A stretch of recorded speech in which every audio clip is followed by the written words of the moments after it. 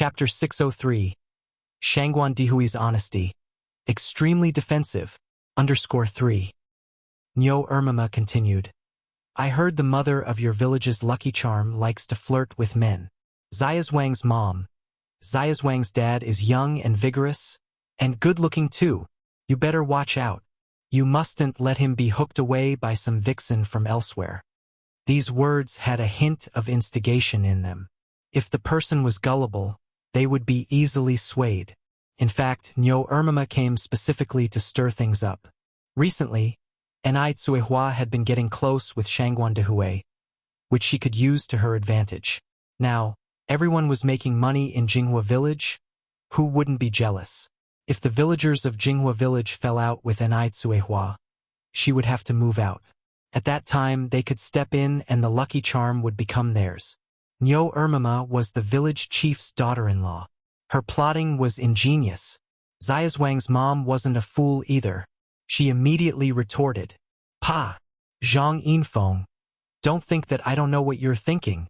Before you even bend over, I know you're about to talk shit. Trying to trick her? No way. Zhang Yinfeng felt a bit embarrassed. Xiaozhuang's mom, don't speak in such an unpleasant way. I'm just looking out for you. Look at that woman, she's not good.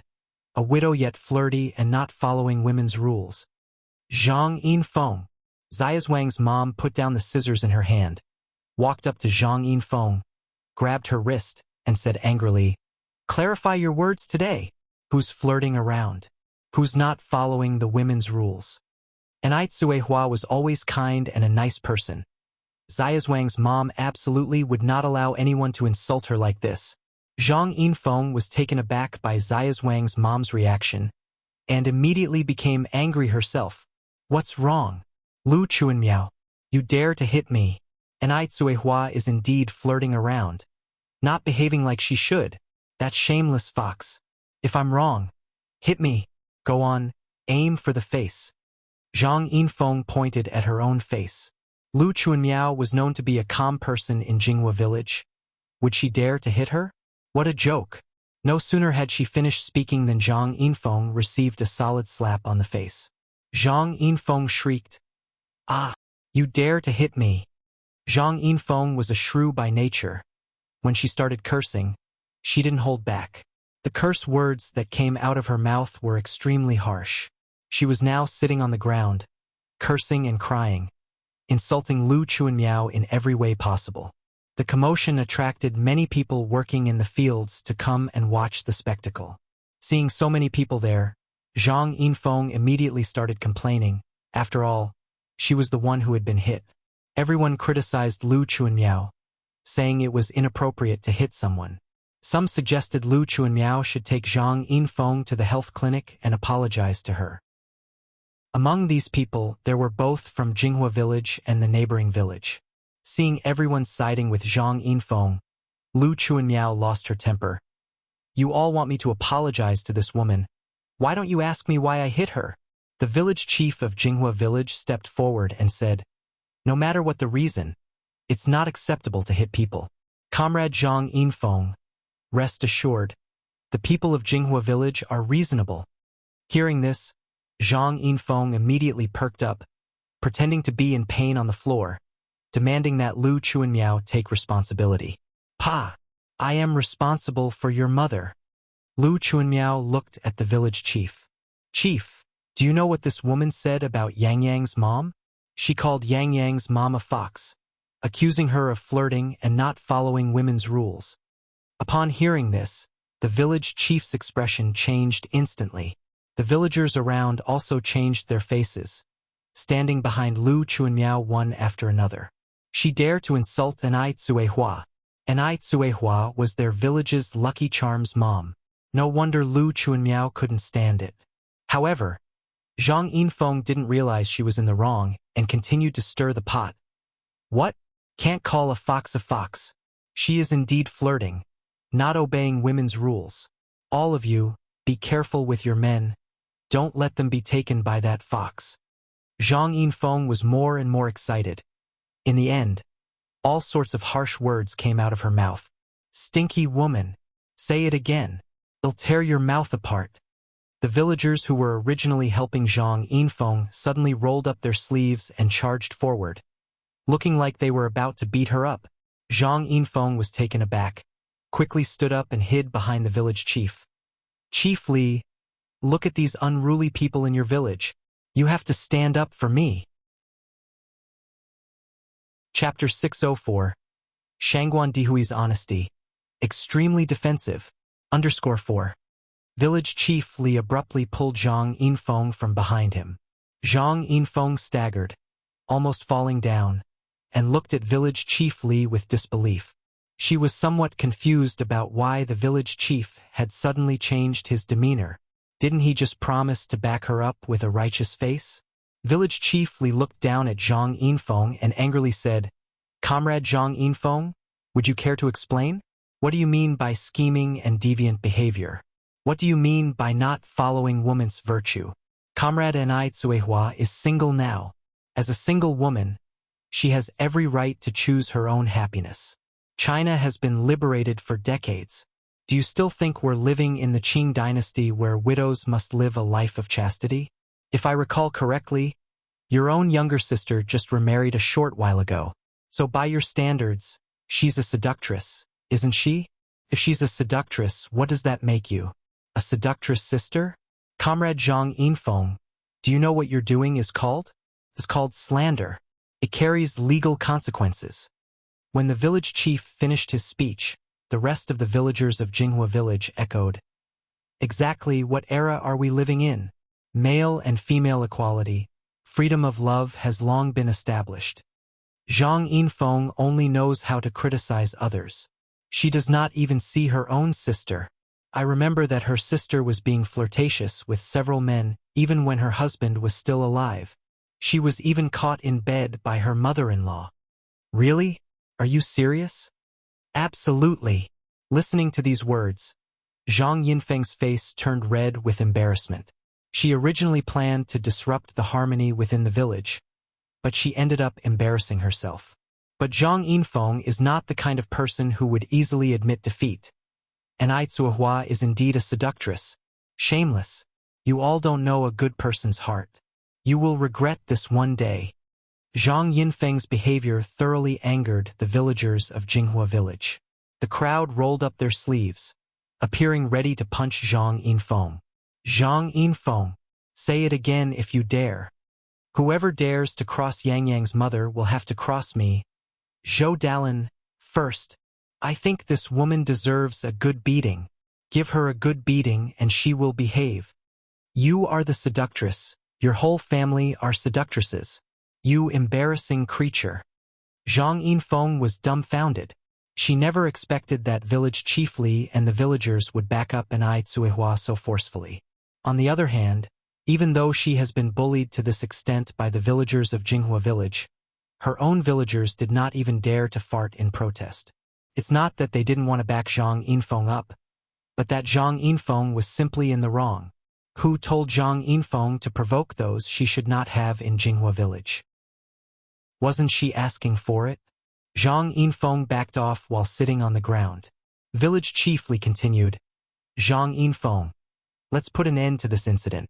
If we hear you slandering Comrade Nai Tsuehua again, we in Jinghua village will not let you off easily." "Okay. Everyone disperse. Go back to work."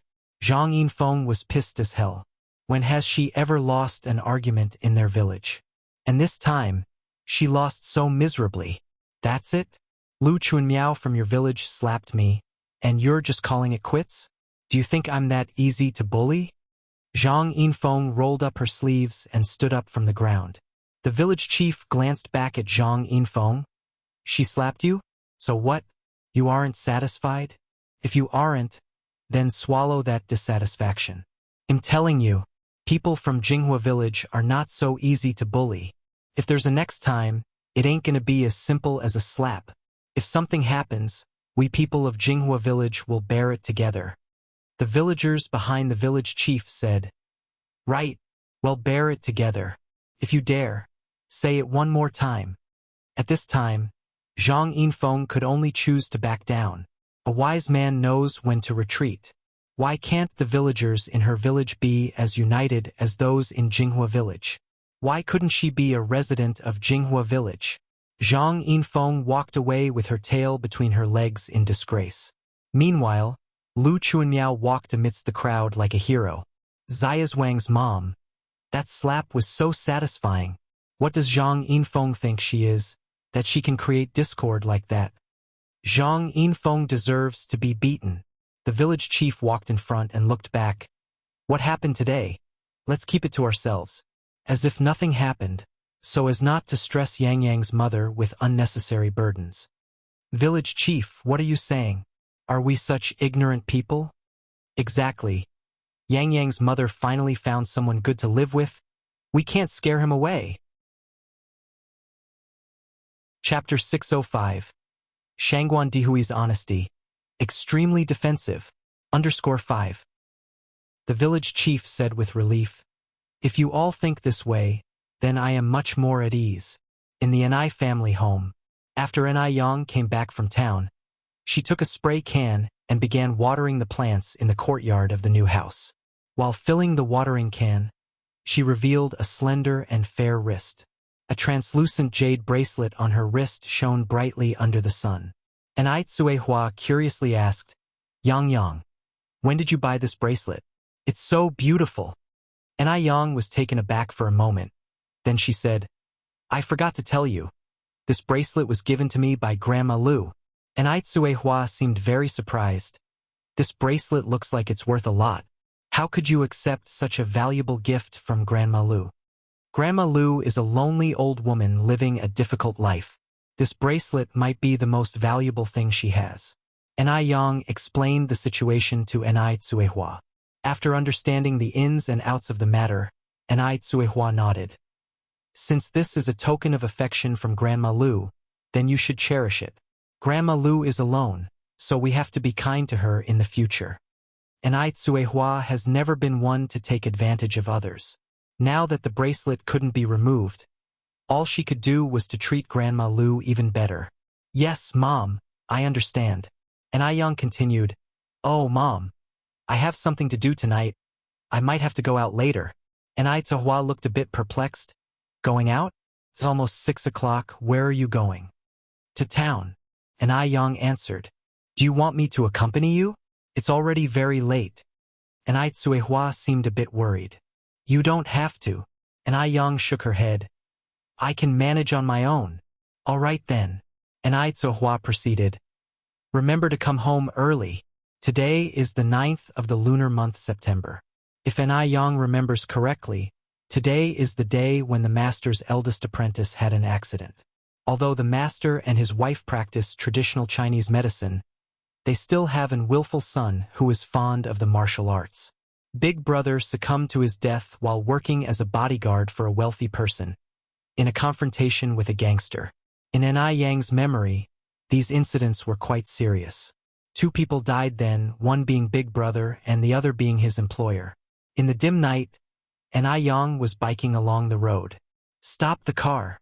Zhang Xianjing, who was in the back seat, suddenly told the driver to stop. Upon hearing this, the driver immediately halted the car. I have something to handle, you go back first. Zhang Xianjing picked up the beige coat on the back seat, got out of the car, and looked back at the driver. Sure, miss. The driver nodded. Zhang Xianjing asked the driver to stop because she saw Mo Baichuan. Having recognized Mo Baichuan as Mr. Mog, she would not miss any opportunity to interact with Mo Baichuan. Brother Baichuan. Zhang Xianjing approached him and held Mo Baichuan's arm. Xianjing. Mo Baichuan's gaze shifted from the figure at the end of the street. Zhang Xianjing squinted slightly and involuntarily looked in that direction. Upon looking, her pupils contracted slightly. It's her. Anai Yang. The same girl whose hair the dead wife had used for identification. Zhang Xianjing hid her appearance well and asked softly, Brother Baichuan, what are you doing here so late? He's waiting for me.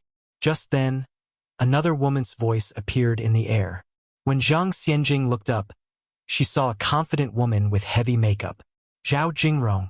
Why is Zhao Jingrong here too? Zhang Xianjing suddenly had a bad feeling. Miss Zhao.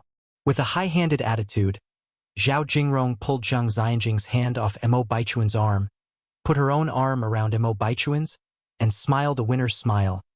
Baichuan, didn't you introduce Miss Zhang to me? Mo Baichuan looked at Zhang Xianjing and said, This is my girlfriend, Zhao Jingrong. What? What did she just hear? Zhang Xianjing's face instantly turned pale. Zhao Jingrong is actually with Mo Baichuan. What the hell is going on? Compared to the slightly tainted Sun Dalian, Zhao Jingrong is much harder to deal with. After all, Zhao Jingrong is a legitimate high-class lady. Brother Baichuan, how could you be with her? Zhao Jingrong gave a slight smile. Excuse me, Miss Zhang, why can't I be with Baichuan? Brother Baichuan. Zhang Xianjing looked at Zhao Jingrong. Miss Zhao was once engaged to Uncle Mo. She almost became your aunt. How could you possibly be with her? Besides herself, Zhang Xianjing can't accept anyone being with Mo Baichuan. How can it be like this? She went through such great lengths and even spent 30,000 yuan, only to end up benefiting Zhao Jingrong. How can Zhang Xianjing accept this? Zhao Jingrong laughed. Miss Zhang, your thinking is quite old-fashioned. The Zhang family is not without resources. Why don't they expose Miss Zhang to the world outside? As you said, I was once engaged to Mo Qishan. Since the engagement was terminated, naturally, men and women can marry whoever they wish. Do I need to inform you, Miss Zhang, who I choose to be with? Or are you saying, Miss Zhang, you have inappropriate thoughts about other people's boyfriends? Zhao Jingrong's last sentence was laced with a mocking smile. She's not easily messed with. It won't be so easy for Zhang Xianjing to try to steal Mo Baichuan from her. Zhang Xianjing's face turned from white to red. She turned her head to look at Mo Baichuan. Brother Baichuan, what the hell is going on? Grandma and Grandpa Mo would never approve of you two being together. That's none of your concern. Mo Baichuan broke his silence. He wants to be with Zhao Jingrong. If Mo Qishan can be with Ni Yang, then why can't he be with Zhao Jingrong? Didn't Ni Yang say that she and Mo Qishan truly love each other? He wants to see how long those two can keep up their act. Zhang Xianjing was almost dying of rage. Brother Baichuan, how can you be like this? This is wrong. Baichuan, let's go. Zhao Jingrong looked at Mo Baichuan. Okay. Mo Baichuan nodded. Brother Baichuan. Zhang Xianjing reluctantly clung to Mo Baichuan's clothes. Zhao Jingrong turned around and pried Zhang Xianjing's hands off finger by finger. Miss Zhang, if you still have some dignity left, stop making a spectacle of yourself. Even if you don't care about your reputation, Madame Zhang still does. Zhang Xianjing was shivering with so much anger that she could only watch Zhao Jingrong lead Mo Baichuan away. No, she absolutely cannot lose to Zhao Jingrong. Zhang Xianjing looked at the retreating figures of Zhao Jingrong, her eyes like venom. The nights in September are already a bit chilly, particularly at nightfall. Ni Yang tightened her beige coat as she walked toward the alley up ahead. The silver-white moonlight dusted her body with a layer of radiance. The alley was silent, without even the sound of insects. Ni Yang had already been waiting here for a long time, but there was still no one in sight. Just as she was about to wonder if she had gotten the date wrong, the sound of hurried footsteps echoed in the alley. Thump, thump, thump. Ni Yang looked up and saw two men in suits rushing towards her. There were no lamps in the alley, but with the help of the moonlight and her exceptional senses, she instantly identified the two figures as the eldest Marshall brother and his employer. Listening to their breaths, one of them was injured. Ni Yang's eyebrows furrowed as she walked briskly forward, removing her obstructive coat as she went. For easier fighting, she hadn't worn a cheongsam today, opting instead for a simple outfit of a white knit top, black trousers, and white sneakers. Smack! She tossed her coat aside, fearlessly moving forward. A breeze stirred her long, elegant hair, and as she passed the two men she whisperingly commanded, "Hurry and run ahead. Don't look back. Just leave the rest to me." Chapter 606. A Night of Terror, Snatched from the Jaws of Death. Second update. Officer 1 and Ni Yang's words had just fallen when one of them noticeably hesitated. raising his head to look at An Yang. His eyes were sharp as a sword, making it somewhat hard to breathe. In the moonlight, you could vaguely see a pale face. An Yang lightly raised her eyebrows. In her past life, she had seen a photo of her senior martial brother. This man was not him. At this moment, a thug armed with a steel pipe suddenly rushed towards them. Under the moonlight, the steel pipe glinted frostily. If one were hit in the head with it, their brains would scatter all over the place. They would be killed on the spot. An Yang didn't give the thug a single glance before she suddenly kicked up, hitting the thug's jaw. Bang! The thug's figure instantly fell to the ground, his steel pipe flung into the air by the ruthless force. An Yang, seemingly devoid of any thought, casually reached out and accurately caught the steel pipe that was falling from midair. Her actions were incredibly cool. With her back to the moonlight, holding a steel pipe, standing against the light, her silhouette slender, the moonlight draped a layer of purity over her body. She had a strong yet chilling aura about her. Her face was not clearly visible, but people didn't dare to look straight at her. They were awestruck with fear. After that man took a glance at An Yang, he quickly averted his eyes and said to the person beside him, "We should leave quickly." The weakness that he was unable to conceal lingered in his gentle voice. It seemed like he could fall down at any moment. "Okay." The other man nodded, helping the man as they quickly ran towards the alley entrance. At this point, An Yang took out a bottle of pills she had on her, and without looking back, she threw it behind her. "Take this with you." The small bottle of pills accurately landed in one man's jacket pocket. The man was slightly stunned, but he didn't stick around. He ran off immediately without looking back. When the thugs saw the men run off, they wanted to give chase, but upon seeing An Yang armed with the steel pipe, they hesitated. As they exchanged glances, they saw fear in each other's eyes and nobody dared to pursue them. Just then, a bulky man in his prime forcefully shoved his way through from the back. "Go! What are you all waiting around for? We have so many people, are we scared of a single girl?" Inspired by these words, everyone mustered up some courage to charge along behind the bulky man. Of course, even with all their numbers, would they be afraid of a single girl? An Yang revealed a faint smile. She swung the steel pipe in her hand and simultaneously performed a flawless backspin kick. Her moves were relentless, giving the thug no chance to hesitate. Bang! Bang! Bang! One by one, the thugs fell to the ground. The remaining people didn't dare to rush forward. They looked at the hefty man and said, "Brother Biao, what do we do?" As Brother Biao got up from the ground, he glanced at the end of the alleyway and then back at An Yang. He wiped the blood from the corner of his mouth, then bitterly said, "Let's go." Immediately, everyone stumbled to their feet, all the while keeping their gaze on An Yang. They retreated before ultimately fleeing in a cloud of dust. It's not wise to chase an adversary when he's at the end of his rope. Moreover, these people are real desperados. It's highly likely there are more people backing them up. An Yang is alone and outnumbered. If she carelessly pursued them, she might end up in mortal danger. Now she just needs to ensure that her senior martial brother and his employer are safe. An Yang picked up the coat on the ground and casually put it on. She walked back unhurriedly. The moonlight cast her long shadow on the ground. A black business car was parked outside. You couldn't see the inside of the business car from outside, nor could you hear any noise. The man lying on the plush leather sofa in the back seat was skinny and pale, with a noticeable bleeding wound on his waist. The middle-aged doctor was kneeling beside the man, frowning and saying, "Mr. Dusk's condition is very serious at the moment. He needs immediate treatment."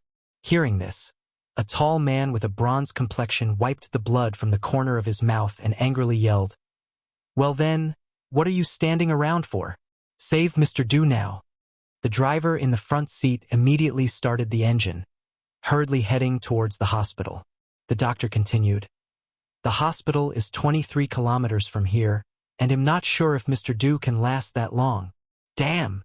The man was furious, grabbing the doctor by the neck. "What use are you then, if Mr. Du keeps you around?" The doctor's face instantly turned pale. Someone immediately interceded for the doctor. Brother Wang, calm down. Having a doctor is still better than not having one, considering the hospital is so far away. Right. The doctor immediately chimed in. I can still perform emergency medical treatments for Mr. Du. Only then did Wang Ziki release the doctor. If anything happens to Mr. Du, you're going down with him. The doctor was frightened. Cold sweat was pouring from him and even his hands were shaking. At this moment, Wang Ziki looked as if he remembered something and squinted. What did you say you didn't have? No medicine. The doctor gulped down. Could you use this? Wang Ziki pulled out a blue porcelain bottle from his pocket and threw it in front of the doctor. The doctor took the porcelain bottle, opened the lid and smelled it. His face lighting up. It's Ninglu pill. Sir Du can be saved. With a squint, Wang Ziki asked, Are you certain Sir Du can use this medicine? Wang Ziki did not know an Yang. Therefore, he did not trust her completely. He dared not rashly use the medicine she gave to Sir Du. What if she was a mole sent by their rivals? Unexpectedly, the medicine she gave really worked. Who really is she? The doctor nodded, confidently stating, Yes, I am certain.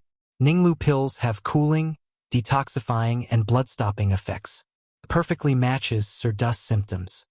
Still unsure, Wang Ziki poured a pill from the bottle and handed it to the doctor. You eat one first. The doctor hesitated. This Ninglu pill is very precious, priceless. There are only 2 left in this bottle. Physician's kindness. To those without illness, this pill is not even as good as a sugar pill. But in front of those suffering from severe diseases, it could save lives. If I tell you to eat it, just eat. Wang Ziki forcibly opened the doctor's mouth and stuffed the Ninglu pill in it. Feeling helpless, the doctor swallowed the pill. Seeing that the doctor swallowed the pill without any reaction, Wang Ziki felt relieved, and then let Sir Du swallow the remaining pill. The effect of the Ninglu pill was very good. After Sir Du swallowed it, the blood from his waist slowly stopped. The doctor started some emergency measures, and in a little while Sir Du opened his eyes. Ziki. Sir Du looked at Wang Ziki. Sir Du. Wang Ziki immediately propped up Sir Du, looking around at the environment and pinching his temples. Sir Du asked, Was that person arranged by you? No. Wang Ziki shook his head. I didn't expect those bastards would dare to make a move on you. This is not the way home. Sir Du looked out the window. Wang Ziki continued, You are severely injured. We are going to the hospital now. Go back. What? Wang Ziki paused. Still a bit weak. Sir Du leaned against the car door. Find her. Who? Wang Ziki asked, confused. Sir Du squinted his eyes, responded lazily. The person who saved me tonight. That person? Sir Du interrupted Wang Ziki. Don't worry, she's not from there. Wang Ziki squinted. But, don't you think her appearance was too coincidental? They had encountered danger, and she was just there. In the middle of the night, a young girl.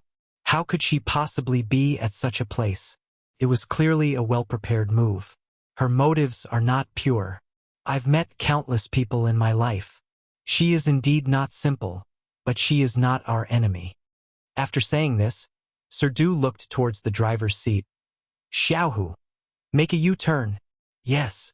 Xiaohu immediately turned around at the next intersection. Screech. With a harsh brake sound, the car stopped at the entrance of the alley. As it happened, a figure in a beige coat walked past the car. Her hanging black hair covered her features. Sir Du's pupils narrowed as he slowly straightened up. Help me out of the car. Wang Ziki immediately assisted Sir Du out of the car. As soon as they got out of the car, the figure got into a black sedan, and its taillights quickly disappeared into the dark night. Check whose car that is. Sir Du turned to Wang Ziki. All right. Wang Ziki nodded as he looked in the direction where the taillights disappeared. Chapter 607. Not the ordinary grandfather, Shangguan Dehui, who proposed. _1 Sijio City isn't particularly large, but it isn't small either. If you're aiming to find out who owns a specific vehicle in just a fleeting glance, you wouldn't find it easy at all. Wang Ziki followed up, saying, "Leave the search to me. Master Du, you're still injured. How about we go back first?" This Master Du was not just any other master. He came from Shanghai. His father was once the big shot in the famed foreign concessions there, so intimidating that even the military officials of that time didn't dare to provoke him. This Master Du also inherited his father's cold-bloodedness and ruthlessness. But sadly, all good things must come to an end. He was born sick and frail. His health wasn't good, and even the doctors predicted he wouldn't live past 18.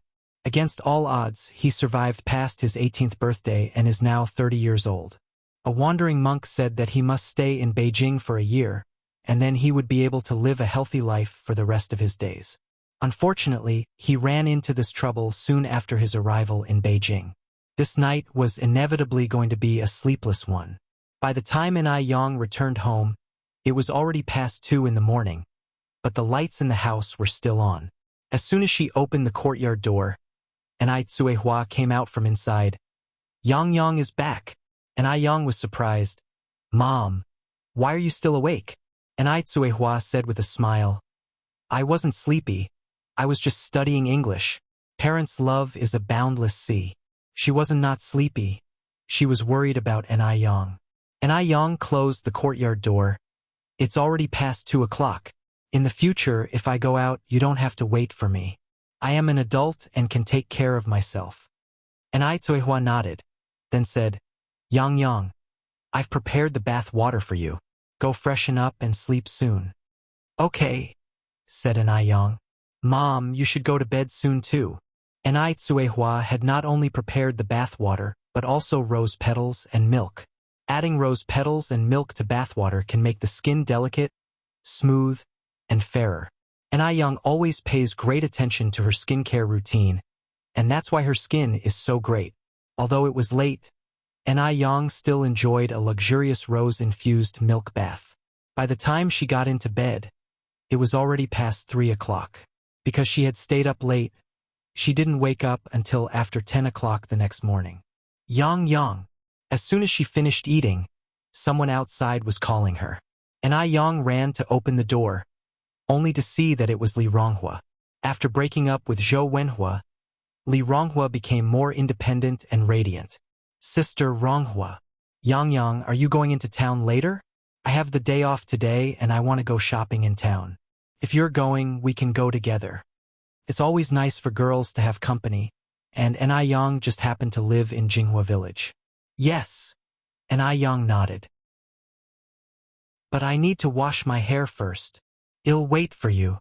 Li Ronghua entered the yard with An Yang and asked curiously, "Your family's new house is decorated so beautifully. When are you going to move in?" Speaking of which, An Yang's new house had been finished for a while now. An Yang said, "We plan to move in at the end of the year, just in time to celebrate the new year there. Now that it's just been renovated, the smell inside the house is too strong. It's not good for children." Li Ronghua nodded. "Yes, Yun at your home is still so small." After washing her hair, An Yang went to change her clothes. She wore a pink cheongsam. Pink is a color that requires a certain charisma to pull off well. Worn without care, it would overshadow the person. But on An Yang, the color seemed to lose its shine. She matched it with a pair of beige high heels, which when walked in, exuded a great sense of vigor. The combination of pink and beige conveys a playful sophistication, balancing both vibrancy and innocence. Li Ronghua enviously said, Yang, every cheongsam of yours looks so good." An Yang laughed. "If you want, I have more in my wardrobe. You can pick any you like." 80% of her daily outfit was cheongsams. Li Ronghua replied, "No thanks. Cheongsam is not for everyone. It looks good on you but not necessarily on me." Cheongsam is indeed one of the most demanding outfits. It requires not only a good face but also a good figure and charisma. Although she was pretty, she felt unsophisticated when she wore a cheongsam, unlike An Yang, who looked naturally graceful. The two took the tram to the city. Now, the business in the restaurant had basically stabilized, so An Yang didn't go there often. She mainly managed the accounts on scheduled days, evaluated performance, and occasionally would disguise herself as a customer to test the staff's service attitude. Chapter 608. Shangguan Dehui, the extraordinary grandpa proposing for marriage, _2. So, upon arriving in the city, N.I. Yang immediately went to a newsstand to buy a newspaper. Having quickly scanned it, N.I. Yang quietly breathed a sigh of relief. There was no news on the paper about fatalities. It seemed that her eldest brother had successfully evaded a looming disaster. In her past life, after this incident, the entire news industry was in an uproar. The headlines of all major news outlets were about the murder that had taken place in Bottomless Lane. In her master's home, one such piece of news was kept, which N.I. Yang had glanced at unintentionally. Because it was the last photo left by her brother before he passed away. Her master and his wife neither dared to bring it out to look at, nor had the heart to throw it away. Li Ronghua, standing next to N.I. Yang, remarked, Yang, I didn't expect you to like reading the news. N.I. Yang folded the newspaper and put it in her backpack. I'm just killing time. There's nothing else to do. By the way, Sister Ronghua, I need to go to the bank next. Do you want to come? Li Ronghua nodded. Sure. I don't have anything else to do either. The two of them went to the bank where N.I. Yang withdrew 100,000 yuan. At that time, if you were to withdraw more than 10,000, you needed to make an appointment 3 days in advance. N.I. Yang had made her appointment a few days earlier, so she got her cash quickly. Li Ronghua watched as N.I. Yang stuffed the cash into her canvas bag. Astonished, Yang, why are you withdrawing so much money? 100,000 yuan. That's a whole bag of it. This was the first time Li Ronghua had ever seen so much money, and it felt surreal. She was even a bit worried about N.I. Yang carrying so much cash. What if she got mugged? To buy a house. N.I. Yang responded. Buy a house? Li Ronghua asked perplexedly. Why would you want to buy a house? Doesn't your family already own one? Investment. N.I. Yang slung her backpack over her shoulder. Sister Ronghua, let me tell you, in the future, the real estate prices in Beijing will soar by 10, even 1,000 times, especially for the houses in the city center. Not to mention the city center, even the prices for the houses in Yanjiao, which is next to Beijing, will be speculatively high in the coming years. Unlike now, where buying a house is like buying cabbage. No one even wants to buy one. Really? Li Ronghua walked out with N.I. Yang. Yang, don't get conned. Isn't it enough to just own a house? What's the point of buying so many? Li Ronghua had seen people hoarding cabbages for winter, but she had never seen anyone hoarding houses. N.I. Yang laughed. It's true. Sister Ronghua, when you get home, tell your parents to invest as much money as they can into real estate. Whoever is capable of buying in the city center should buy there. If that's not feasible, buying in the suburbs is also a great bargain. Li Ronghua scratched her head. This seems a little far-fetched. If she asked her parents to invest all of their savings into real estate, they would definitely refuse. N.I. Yang carried on. Sister Ronghua, I'm quite serious. If your parents don't want to buy, I suggest you save up and buy one yourself. The government policy is really good now. As long as you have a regular job, you can apply for an interest-free loan from the bank to buy a house. In early 1983, the government had a poverty alleviation policy that offered interest-free loans. With all the bonuses and salary that Li Ronghua gets, she earns 300 yuan a month, which is even more than the salary of a white-collar worker in later years. The price of a bare shell house in the city center of Beijing is more than 300 yuan per square meter. A two-bedroom apartment of 80 square meters would only cost a little over 20,000 yuan. With a loan, there wouldn't be much financial stress for Li Ronghua at the moment. But Li Ronghua shook her head after hearing N.I. Yang's words. What? Borrowing money to buy a house? Isn't that asking for trouble? Plus, I don't see the appeal of living in the city. It's like living in a pigeon coop. If I had money, I'd build a big house in the countryside. That would be spacious and comfortable. I could raise chickens if I want to, or ducks if I prefer. City living is so restricting. Even having a puppy makes the whole house stink. N.I. Yang laughed. Sister Ronghua, the way you're thinking is wrong. The house you buy now will be your marital property. ITLL offer you some security, at least providing you with some bargaining power at your in-laws' place. The most important thing for a woman is to have some premarital property and to be financially independent. Premarital property? Li Ronghua asked, what's the difference between premarital and postmarital property? Although she recognized each individual word uttered by Ni Yang, she couldn't understand the meaning when they were combined. Chapter 609.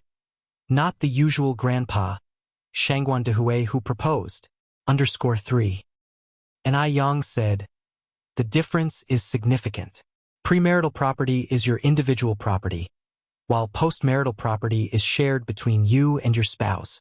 If one day your marriage falls apart, you'll have to split the house you bought after marriage as well as your salary in half. But the property you owned before marriage is all yours. So many people suffer from not understanding the law. And so many women have been swindled by worthless men and left destitute. Li Ronghua continued, why is that? So you're saying if I save money now after I get married, I'll have to split it evenly with my partner? Ni Yang nodded. Exactly, you could also notarize your premarital property. However, I think the safest bet is to buy a house. After all, a house appreciates in value, while money sitting in a bank is dormant. For example, if 2 yuan can buy a kilo of pork now, perhaps 20 or 30 years later, 2 yuan could only buy a popsicle. If 20,000 yuan can buy a house now, you might not be able to purchase one for 2 million yuan later. You spend 20,000 yuan on a house now, and in the future it could be worth 2 million or even more. But if you just store your money in the bank, perhaps later you won't even be able to afford a washroom. Li Ronghua was surprised. Yang, is what you said true or false? Will house prices really rise that fast? Ni Yen gave a faint smile. Anything is possible. Anyway, Sister Ronghua, rather than keeping your money in the bank, it's better to buy a house. Li Ronghua responded, but I don't have that much money now. Get a loan. Ni Yang said, the current national policy is so good, and you don't even have to pay interest. But I still have to pay back the principal. Li Ronghua said, I just don't like to borrow money. And she always had a feeling that the whole idea of investing in a house seemed a bit far-fetched. People are not gods. Who can foresee what will happen in 20 or 30 years? Maybe in 30 years, the house can't be sold, is worthless, and she has wasted tens of thousands of yuan for nothing. Ni Yang smiled and said, that's something you'll need to decide for yourself. Yang, are you really going to use 100,000 yuan to buy a house? Li Ronghua continued to ask. Ni Yang nodded. Yang, aren't you afraid of losing money? It's not easy to earn money these days. Although Ni Yang had quite a bit of money, Li Ronghua knew that Ni Yang's money didn't come easily. Ni Yang said, Beijing is a first-tier city, and there will always be people in first-tier cities. Where there are people, there needs to be houses.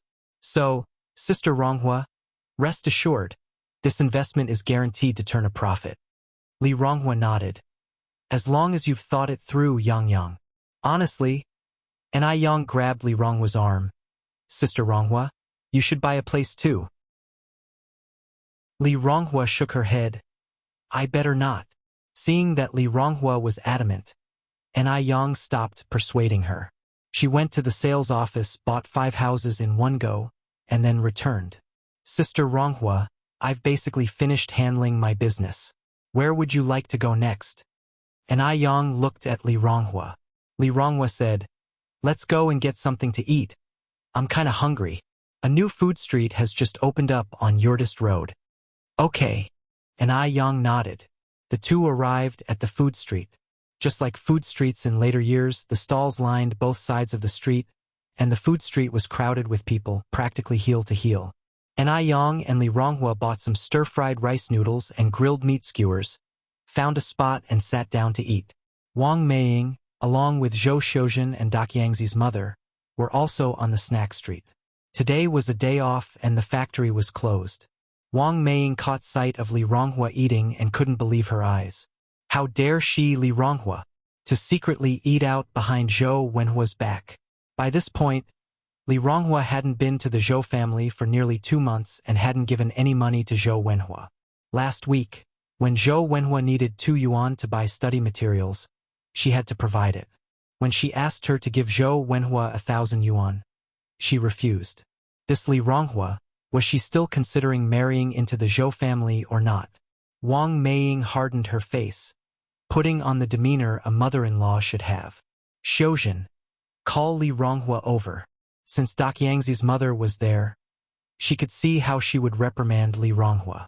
Daqiangzi has yet to marry a wife, but her son was sought after by others who wanted to marry into her family, giving Wang Meiying an air of superiority in front of Daqiangzi's mother. Chapter 610. Not Your Average Grandpa. The Proposing Shangguan Dehue. _4. As soon as Zhou Xiuzhen heard the 3 words, Li Ronghua, her eyes immediately lit up. Li Ronghua? Where is Li Ronghua? Although Zhou Xiuzhen didn't like Li Ronghua, she liked Li Ronghua's money. Every time she ran into Li Ronghua outside, he would buy her a bunch of food to please her, and then he would even give her spending money. Over there, Wang Meiying nodded with her chin. Zhou Xiuzhen immediately stood up. Wait a second, Wang Meiying continued. What's wrong? Zhou Xiuzhen asked, puzzled. Wang Meiying went on. There's a roasted chicken for sale over there. Have Li Ronghua buy 2 roasted chickens. Eat 1 here and take 1 back for your auntie. Your brother Daqiangzi loves roasted chicken the most. After all, it was Li Ronghua's money being spent, but it was her face that grew long, so Wang Meiying didn't feel the slightest bit sorry. Zhou Xiuzhen nodded. Okay, Mom. I got it. Daqiangzi's mother asked curiously, Who is this Li Ronghua? Wang Meiying said proudly. He's just the girl who's throwing herself at my son. I bet she's made my son angry. That's why she's come after me to ask me to persuade my son to forgive her. Go to Wuxia world. Sight Daqiangzi's mother said in surprise. Which one? Which one is she? I want to see what this girl who's throwing herself at someone looks like. Wang Meiying pointed toward one direction. Look, that one over there. Daqiangzi's mother stood up and looked in that direction. Is it the one wearing the cheongsam? My, that girl is really beautiful. She's so pretty. What could you possibly be unsatisfied with? Hey, why do I feel like I've seen that girl somewhere before? Isn't she the one who was serving noodles in the noodle restaurant last time? Such a beautiful girl. Why would she throw herself at Zhou Wenhua? What a waste. Wang Meiying glanced that way. Not the one in the cheongsam, the one next to her in the cheongsam. Oh, her. Although Li Ronghua wasn't as pretty as the girl next to her, she was still presentable and stood out among the average maidens and young wives. What a shame she had thrown herself at someone. Daqiangzi's mother was puzzled, then said, That girl in the cheongsam must be good friends with the one who's throwing herself at your son, right? Probably. Wang Meiying nodded. So young and dressed so flirtatiously, you can tell she's no good. Dressing up in a cheongsam. Does she think she's in a TV drama or something? Daqiangzi's mother continued. A young girl looking good with a nice figure looks good in anything. Wang Meiying took a sip of tea. People's hearts are like their bellies. Who knows what kind of person she really is? That Li Ronghua too. Really? Hanging out with that kind of person? Eating food together? Isn't she afraid of losing Wenhua's face? When she comes over, I have to give her a good lecture. Daqiangzi's mother said, By the way, wasn't there a rumor last time that your Wenhua had found a suitable girlfriend from a matching family? Why is this girl still clinging on to Wenhua? Wang Meiying snorted softly. Shameless. Just watch, Daqiangzi's mom, when she sees me later, just watch how she'll try to please me, asking me to persuade Wenhua to get back together with her. Daqiangzi's mother nodded. The more Wang Meiying thought about it, the more smug she felt, and she quickly finished a glass of water. Zhou Xiuzhen approached the 2 sister-in-law, and Aiyang was taken aback for a moment, then looked up at Li Ronghua. Seeing the Zhou family again made Li Ronghua's complexion change.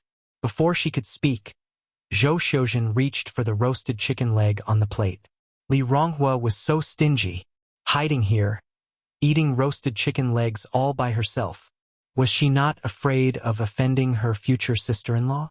She hadn't had meat in such a long time. She was really craving it.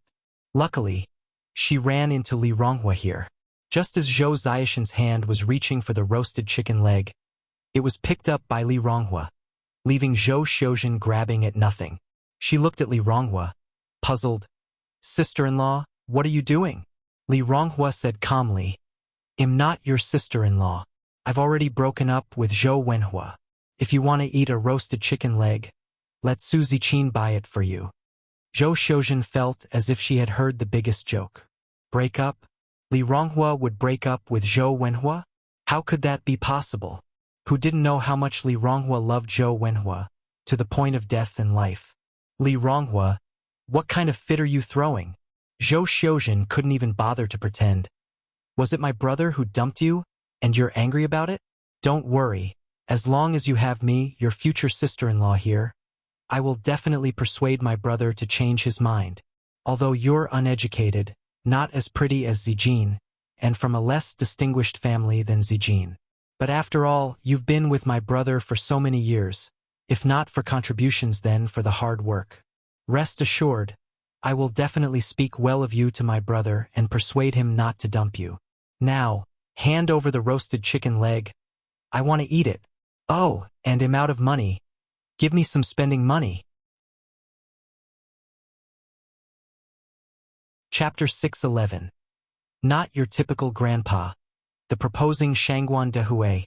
_5. The Zhou family had become accustomed to treating Li Ronghua like a fool. They also took Li Ronghua's contributions for granted. Li Ronghua sneered. So, the old her could be bullied by even a 13-year-old child. Apparently, she was even more inferior to a 13-year-old. Li Ronghua's hands, holding the plate, were trembling. Besides anger, there was only anger in her heart. She wasn't sure how to react. And Aiyang gave a slight smile, turning her eyes to Zhou Xiuzhen. "Little girl, you're not young either. Your understanding should be fine, right? Sister Ronghua has made it so clear. Do you still want to bring shame on yourself here?" Zhou Xiuzhen, although young, blurted out in her anger. Li Ronghua, the type that throws herself at people and ends up owing them favors. How could she possibly decide to break up with my brother? My brother is a university graduate. She is just an illiterate who only graduated from elementary school. And Aiyang couldn't figure out what kind of family could raise such a child. Though Zhou Xiuzhen was young, every word she uttered was cutting, and extremely unpleasant to hear. And Aiyang wasn't a saint, and she certainly wouldn't hold back on pointing out Zhou Ziashan's flaws just because she was young. If you don't prune a young tree, it would not grow straight. A naughty child deserved to be disciplined. Go to Wuxia world. Sight and Aiyang gave a slight smile, picked up the last chicken leg from the plate, and threw it in front of the stray dog beside the table. "Little girl, do you see that? Sister Ronghua would rather give this chicken leg to a stray dog than to you. Also, as for your brother, even if he begged Ronghua, she would not even spare him a glance." Watching her beloved chicken leg being thrown away and gulped down by a stray dog in a few bites, Xiuzhen couldn't stand it anymore and burst into tears. If Zhou Xiuzhen had started crying in the past, Li Ronghua would have been terrified and hurried to comfort her immediately. Zhou Xiuzhen exactly had this in mind. As Li Ronghua's future sister-in-law, would Li Ronghua bear to see her cry? Seeing Zhou Xiuzhen crying so sadly, Li Ronghua couldn't help but give her a sympathetic look. When she first met Zhou Xiuzhen, she was only 8 or 9 years old. She had watched Zhou Xiuzhen grow up. And Aiyang patted Li Ronghua's hand. Li Ronghua immediately put away her sympathy. That's right. The Zhou family did not deserve her sympathy at all. Zhou Xiuzhen, crying and looking at Li Ronghua and seeing that she had no reaction, angrily said, "Li Ronghua, you're done for. My mom is here today. I'm going to tell her. It'll make her hate you. It'll make sure you never step foot into our Zhou family's door again. You just wait, you wait and see. Kids are like that. They love to tattle, and they always say, you just wait." Zhou Xiuzhen ran towards Wang Meiying while wiping her tears. Li Ronghua looked at an Aiyang. "Yang, let's go." In the end, she still lacked the courage to face the Zhou family. And Yang held Li Rongyang's hand. Sister Ronghua, don't run away from what you need to face. Moreover, you are not the one in the wrong in this matter. Zhou Xiuzhen actually ran back crying, which was something Wang Meiying had not expected at all. In her imagination, Li Ronghua should have come to apologize to her humbly, with 2 roasted ducks in her hands. Unexpectedly, Li Ronghua dared to upset Zhou Xiuzhen. Did she still respect her future mother-in-law? Zhou Xiuzhen vilified Li Ronghua while sobbing. Mom, that bad woman is too much. She threw the chicken leg to a stray dog, not even giving me a bite. Wang Meiying was busy comforting Zhou Xiuzhen. Xiuzhen, don't cry. I will take you to that wretched girl. I will make her buy 10 roasted chicken legs for you. I will make her apologize to you. Really? Zhou Xiuzhen's eyes lit up. Wang Meiying said, Of course it's true. Would that wretched girl dare not listen to me? Let's go. Then I won't get involved. Daqiang's mother chose to avoid it, as this was someone else's family affair, and it wasn't appropriate for her to intervene. But Wang Meiying, intent on showing Daqiang's mother how she hustles, how awesome her son was, wouldn't let her leave at this point. Wang Meiying pulled Daqiang's mother. Daqiang's mother, don't leave. Come with me. Let's see how I discipline that wretched girl. You are about to have a future daughter-in-law yourself. You can learn from me how to be a mother-in-law. Okay then. Daqiang's mother had no choice but to trail after Wang Meiying. The 3 of them walked towards Li Ronghua. Wang Meiying said with satisfaction. Daqiang's mother, in a while, you can see what a bootlicker that wretched girl is. She'll do anything to be with my cultured son. Even if she were asked to eat shit, she would do it without hesitation. Chapter 6:12. Not just any grandpa. The proposing Shangguan Dehue. _6. Li Ronghua is just that low. Who asked for their son to be so capable? Wang Meiying, striding confidently while leading Zhou Xiuzhen, arrived in front of Li Ronghua. She didn't speak, because she knew Li Ronghua would definitely have his face set in a frown. Take the initiative to call her auntie, and then she would give her a good scolding. Let Daqiangzi's mom see just how graceful she really is. But what Wang Meiying didn't expect was, Li Ronghua acted as if he didn't see her coming, still chatting and laughing with Yang at his side. So bold. This Li Ronghua is really so bold. How dare he ignore her like this? But Li Ronghua probably wasn't that bold.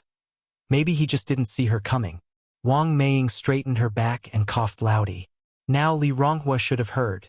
Right? Go to Wuxia world. Sight next. She would see Li Ronghua's submissive demeanor. Wang Meiying held her head high, extremely proud of herself.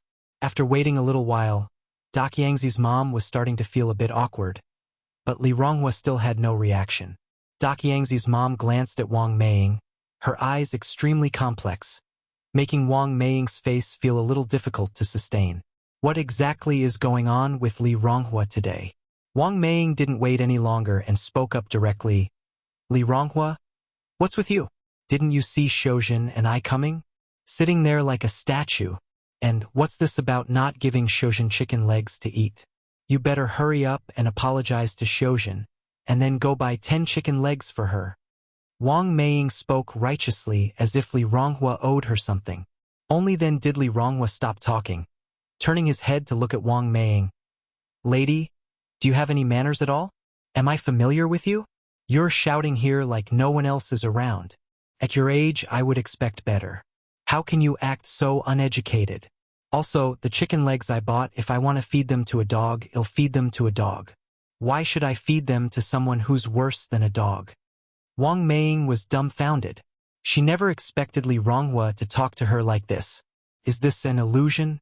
Shouldn't Li Ronghua be apologizing to her on his knees, admitting his fault? What on earth is going on? Daqiangzi's mom was also a bit baffled. This was not what Wang Meiying had described. This girl had spirit and character. How could she seem so desperate? Li Ronghua, look carefully at who I am.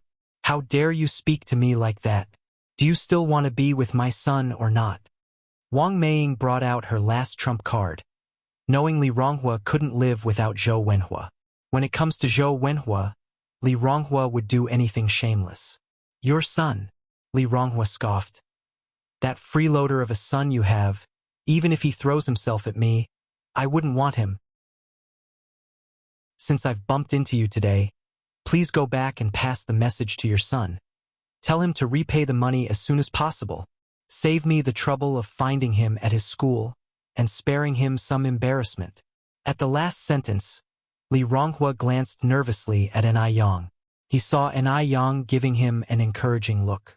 Li Ronghua instantly calmed down. Thank goodness An Yang was here today, or else he really wouldn't know how to deal with the situation. Wang Meiying's entire face turned white with rage, cursing out loud. You little slut, a cheap tramp who pays her way. When has my son ever owed you money? What on earth is going on with Li Ronghua today? Is he possessed? Wang Meiying was both angry and panicked. Although Zhou Wenhua had told her a month ago that he had broken up with Li Ronghua, Wang Meiying hadn't taken it to heart. In her mind, Li Ronghua surely couldn't bear to leave her son. That's why she was so bold in seeking out Li Ronghua. She hadn't thought. Reality dealt her a heavy blow. Li Ronghua took out an IOU from her bag. Just because your son has lived off me for so many years, do you think he doesn't need to repay? Do you see this? It's written here in black and white. Oh right. There's even your son's fingerprint here. If you don't believe it, you can always call the police. Let them handle it. The instant Wang Meiying saw the IOU, she was scared.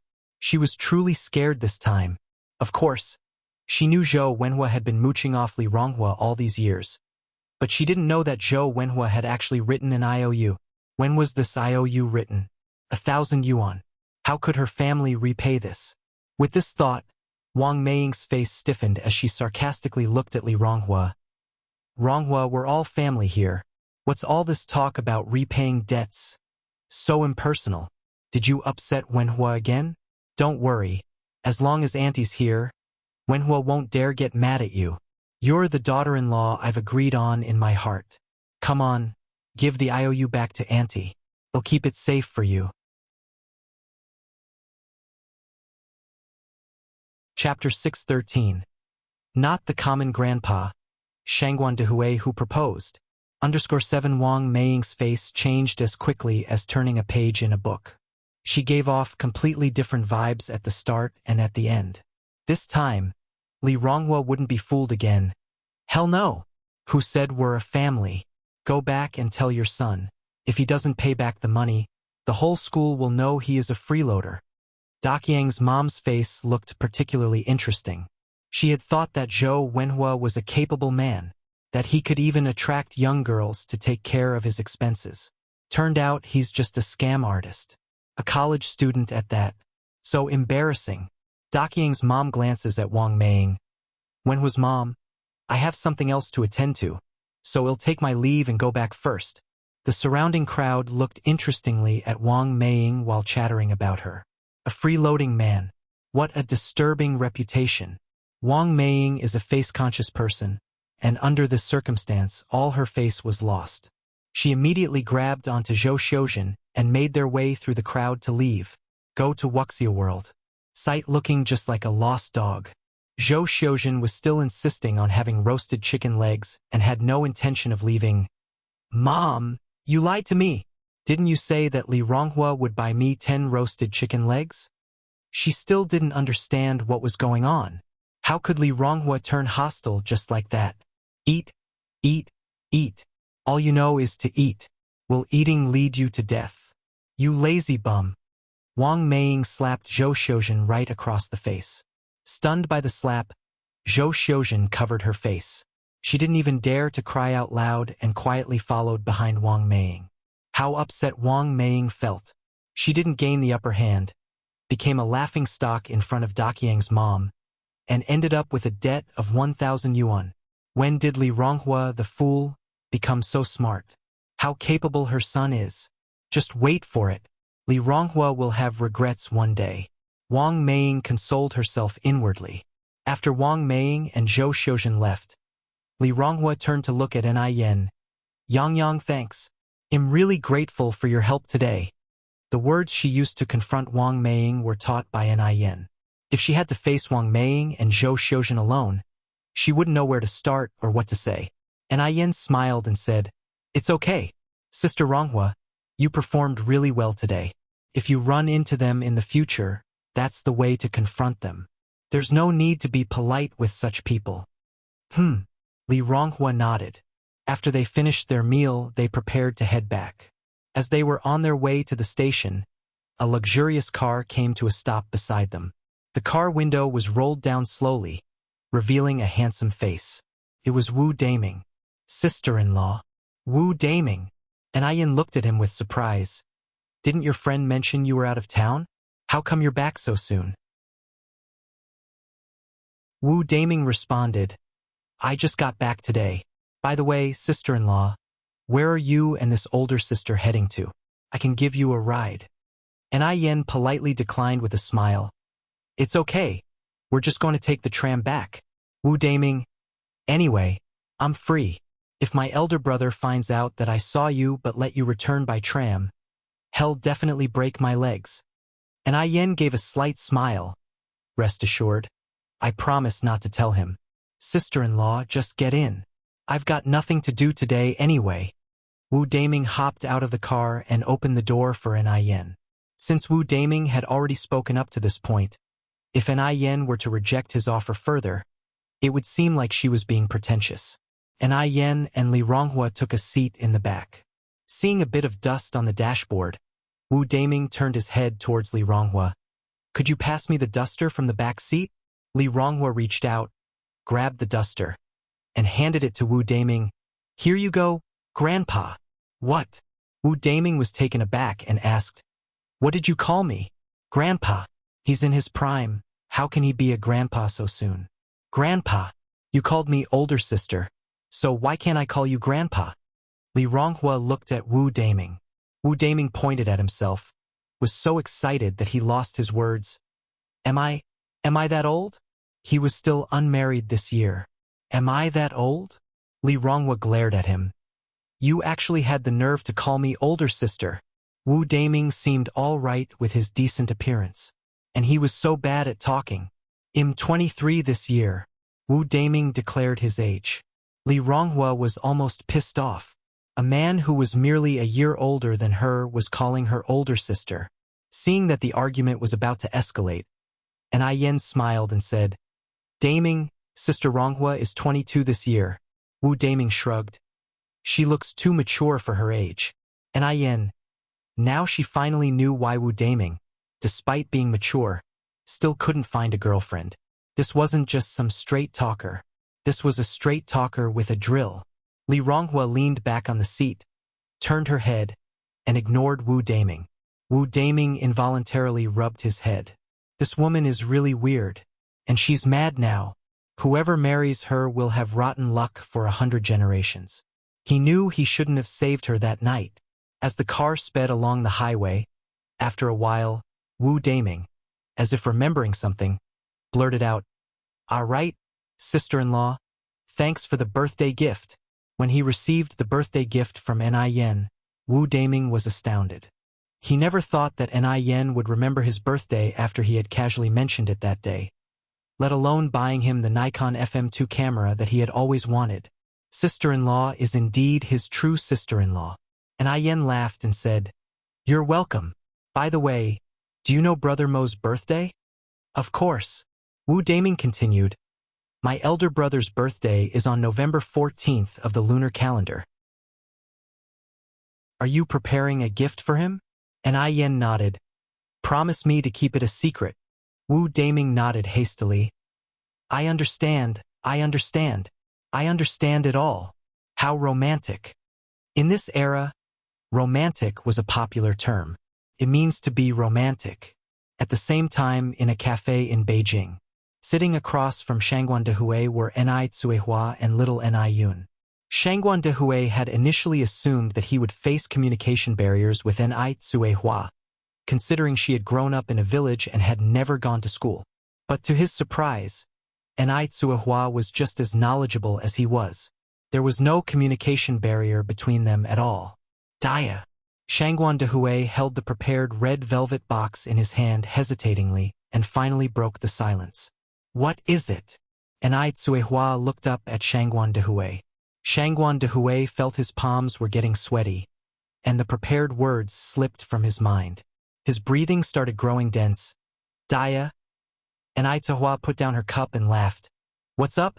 You can tell me. Shangguan Dehui gritted his teeth, collected all his nervousness, and set the red velvet box in front of an Ai Tsuehua. Dia, please give me a chance to take care of you. Chapter 614. Agreed to be together, visiting parents, guests who have come from afar. _1 There was a diamond ring in the red velvet box. Under the light, the diamond ring dazzled with blinding brilliance. Gathering his courage, Shangguan Dehui stood up from the chair and knelt on one knee. Comrade Dia, Chairman Mao said that any courtship which doesn't lead to marriage is hooliganism. I heard that young people nowadays propose on their knees, so please allow me the opportunity to take care of you. Shangguan Dehui was very nervous, holding the diamond ring. His hand was trembling. And Ai Tsuehua was stunned, her mind blank. She had not expected Shangguan Dehui to make such a move. Was he proposing marriage? And Ai Tsuehua had never experienced something like this in her life. In her earlier years, she did not even have a decent wedding ceremony. Now she had a surprisingly ceremonious marriage proposal in front of her. Looking at Shangguan Dehui kneeling on the ground, and Ai Kuihua's eyelids turned a bit red. Her heart was beating rapidly. She wasn't made of wood. Through their time together and their meeting in their youth, she had indeed developed unusual affection for Shangguan Dehui. But could she accept Shangguan Dehui's proposal? Go to Wuxia world. Sight she knew that Shangguan Dehui came from a distinguished family and was a university professor with superior family conditions. But she didn't even have a primary school graduation certificate. The disparity between them was too great. And Ai Yang, she hadn't communicated with him about this. Would Ai Yang agree? Then there was little Ai Yun, he was still so young. Although Shangguan Dehui would accept little Ai Yun, would Shangguan Dehui's family accept her? At Ai Kuihua's age, it wasn't that if they had love they could be together. She had many issues to consider. For a moment, Ai Tsuehua felt caught between a rock and a hard place. Dia, you should trust in me. I promise to treat you well in the future. Shangguan Dehui seemed to see Ai Kuihua's hesitation and continued. As for Yang Yang, she agrees with us being together. As for my family and my children, they absolutely will not interfere with my personal feelings. Madame Shangguan was not an unreasonable person. And both Shangguan Su and Shangguan Shi were good children. Shangguan Dehui was confident that he could give Ai Tsuehua a happy life. Upon hearing his words, Ai Tsuehua was startled. Yang, she? Shangguan Dehui continued to explain. I talked to her a month ago. Yang is a good child. She said she hopes you are happy. She does not oppose us being together. Therefore, you should not have any psychological burden. Leave all the problems to me. We have already missed the first half of our lives. I do not want to miss the second half as well. And Ai Tsuehua didn't expect that Shangguan Dehui had already discussed this matter with Ai Yang. Knowing that Ai Yang did not object, she felt much more relaxed. Shangguan Dehui was a very good man. He treated her well, and was good to both Ai Yang and little Ai Yun. In her youth, Ai Tsuehua didn't know what love felt like. She didn't expect to experience the flavor of love at middle age. However, would the huge difference between them really be no problem?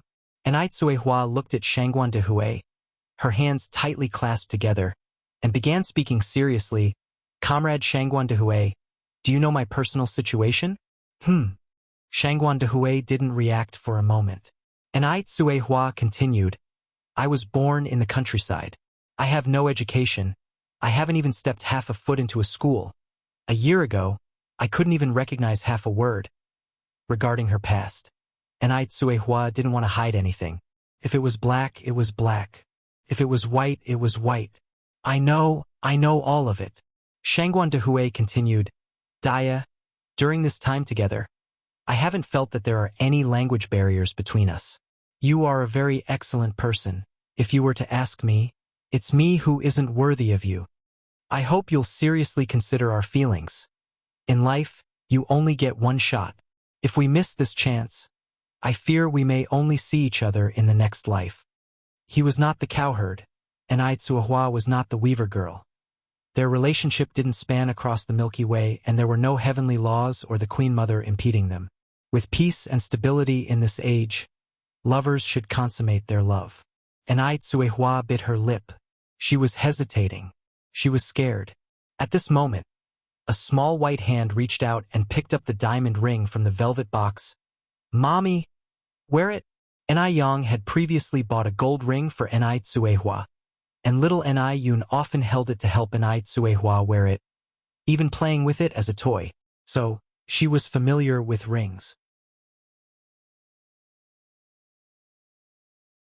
Chapter 6:15.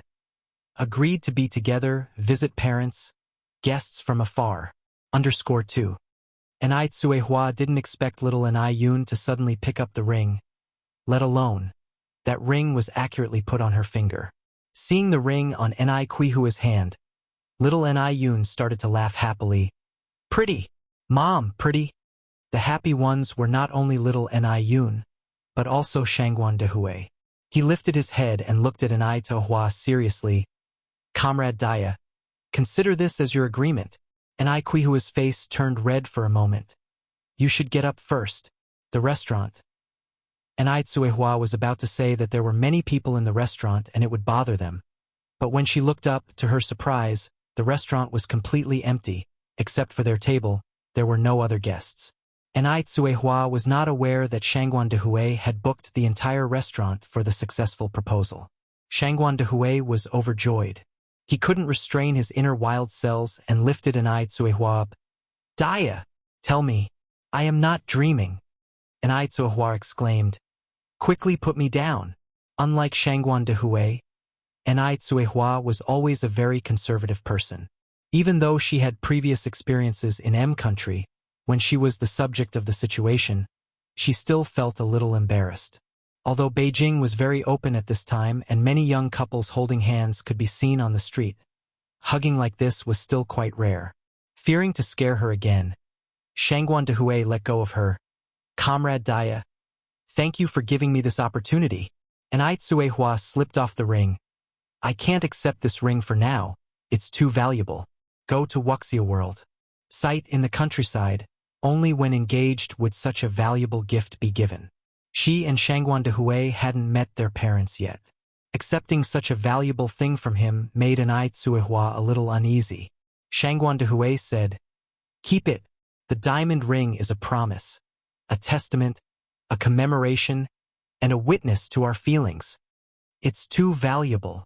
Enai Tsuehua was a little hesitant. Shangguan Dehui put the ring back on Enai Kuihua's hand. What's valuable or not, we're going to be family sooner or later anyway. Enai Tsuehua. It hadn't started yet, but she already felt a little overwhelmed by Shangguan Dehui. After eating, Shangguan Dehui took Enai Tsuehua and little Enai Yun to watch a movie. Afterwards, they went to the amusement park. The amusement park at this time didn't have as many amusements as in the later ages.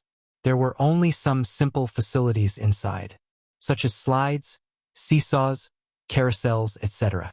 Little Enai Yun slid down and climbed up the slide, playing very happily.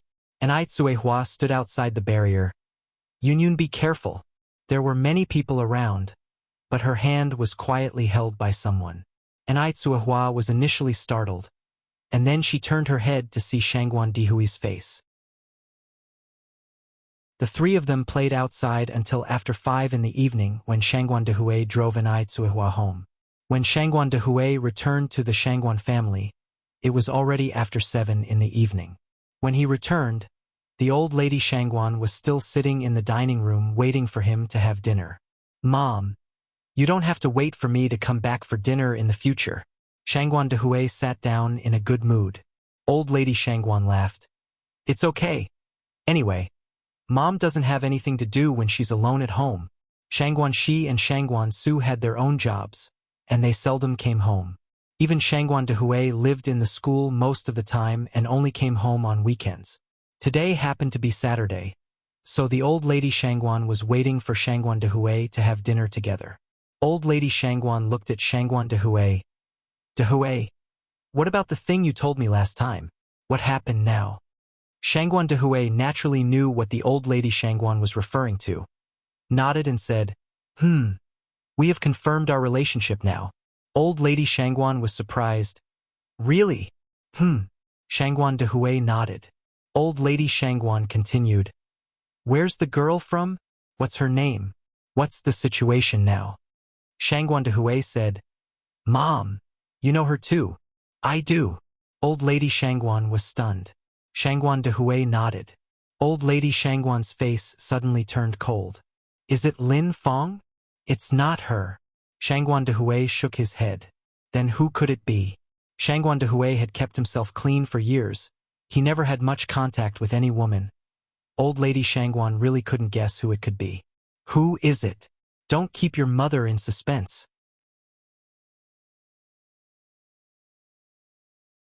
Chapter 616. Agreed to be together.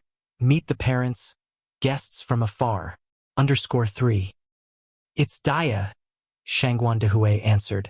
Upon hearing this, a momentary silence filled the air. After a short pause, Lady Shangguan asked, Dehui, you're not joking with me, are you? Years ago, Shangguan Dehui had been driven to the brink of madness in his search for Daya, his love at first sight. It was only after Lady Shangguan stepped in, threatening Shangguan Dehui with her life, that he finally agreed to marry Su Fan, who was from a family of equal social standing. After his marriage, Shangguan Dehui had completely changed. Withdrawing his wild habits, he devoted himself to his studies, and successfully completed his postgraduate and doctoral studies, even becoming a professor. So, Lady Shangguan had no particular fondness for Daya, whom she had never met. If it hadn't been for Daya, they, mother and son, might have been driven to a complete break. For a moment, Lady Shangguan even believed that Shangguan Dehui was purposely trying to provoke her. I have indeed found Daya, Shangguan Dehui said with a serious expression. Lady Shangguan put down her chopsticks. Even if you have found Daya, so many years have passed. She's probably married by now. You're not considering breaking up her family, are you? Absolutely not. I won't allow it. The Shangguan family is prestigious. Shangguan Dehui is the head of the family, and he can't possibly consider breaking up someone else's family. Mother, don't worry. Like me, Daya is currently single, Shangguan Dehui replied. Go to Wuxia world. Sight really? Lady Shangguan expressed her doubt. Really? Shangguan Dehui nodded. So what's her current situation? Shangguan Dehui went on to say, her name's Enai Tsuehua. She's 37 this year. She divorced her husband a year ago and is now raising 2 children. The elder daughter is 18 years old. The younger is 1 year and 5 months. The younger daughter is that young. So, does she have any connection left with her husband? Lady Shangguan continued to question. You don't need to worry about that. There is no contact between them at all, Shangguan Dehui replied. Lady Shangguan kept her opinions to herself for the time being. What about her family? What do they do? Their background is very clean. They are farmers by birth, and are now running their own business in the city. In this era, being a farmer is the most transparent background. And Lady Shangguan doesn't have any prejudice towards those who run their own business. As long they earn their living honestly and don't indulge in theft or robbery, there's nothing disgraceful about it. Living by their own means is excellent. I just don't know whether Xiaoxiu and Xiaoxi would accept a sister who is 20 years younger than them. The main issue is that the child is too young. That means Enai Tsuehua was already divorced from her husband while still in confinement. What on earth must have happened in a family to make a woman decide to divorce while she was still in confinement? And Enai Tsuehua is a woman from the countryside. Shangguan Dehui added, Xiaoxiu and Xiaoxi are good children. You don't have to worry about them. When did you meet Daya? Lady Shangguan continued her inquiry. A little over a month ago on the mountain trip. Daya was the one who saved me. What? The words took Lady Shangguan by surprise. Yes, she was the one who saved me. Shangguan Dehui nodded and confirmed. Lady Shangguan said, if that's the case, I won't interfere with your relationship anymore. When you have the time, bring her home so that we can all have a look at her. If she's suitable, you should set the wedding date as soon as possible. Both of you are not getting any younger. Children and grandchildren have their own karma. If she interfered too much, she would only become annoying. As long as the woman's character is better than Lin Fang's, that's good enough. She had already had a fight with Shangguan Dehui over Daya once before. If she made a fuss about it again, she was afraid she might completely lose this son of hers. Shangguan Dehui nodded. All right, he'll discuss it with her. After Enai Tsuehua returned, she immediately told Enai Yang about the proposal. Upon hearing this, Enai Yang hugged Enai Tsuehua. Mom, I want you to be happy. If Uncle Shangguan can bring you happiness, then I will support your relationship. Yang. Enai Tsuehua hugged Enai Yang, choking with emotion. Thank you. It must have been the good deeds of her past life that allowed her to have such an understanding daughter like Enai Yang.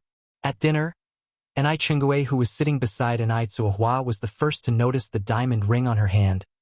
Mother Enai, are you going to have a good news soon? A blush crawled onto Enai Kuihua's face. Sister Chengui? Enai Chengui laughed and said, what's so embarrassing about getting married? It's a normal thing. When are you planning to hold the wedding banquet?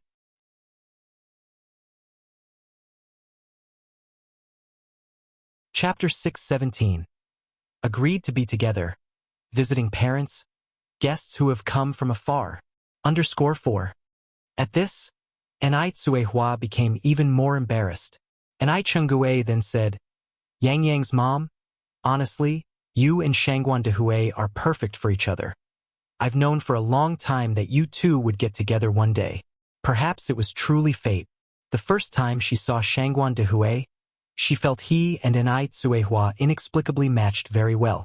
Enai Tsuehua said, Sister Chengui, if you come across someone suitable, you can also... Enai Chengui took a sip of her soup. I haven't encountered anyone suitable, right? If there is someone suitable around you, you could also introduce me. She truly considered Enai Tsuehua as a sister, so her words were heartfelt. Enai Tsuehua nodded in agreement.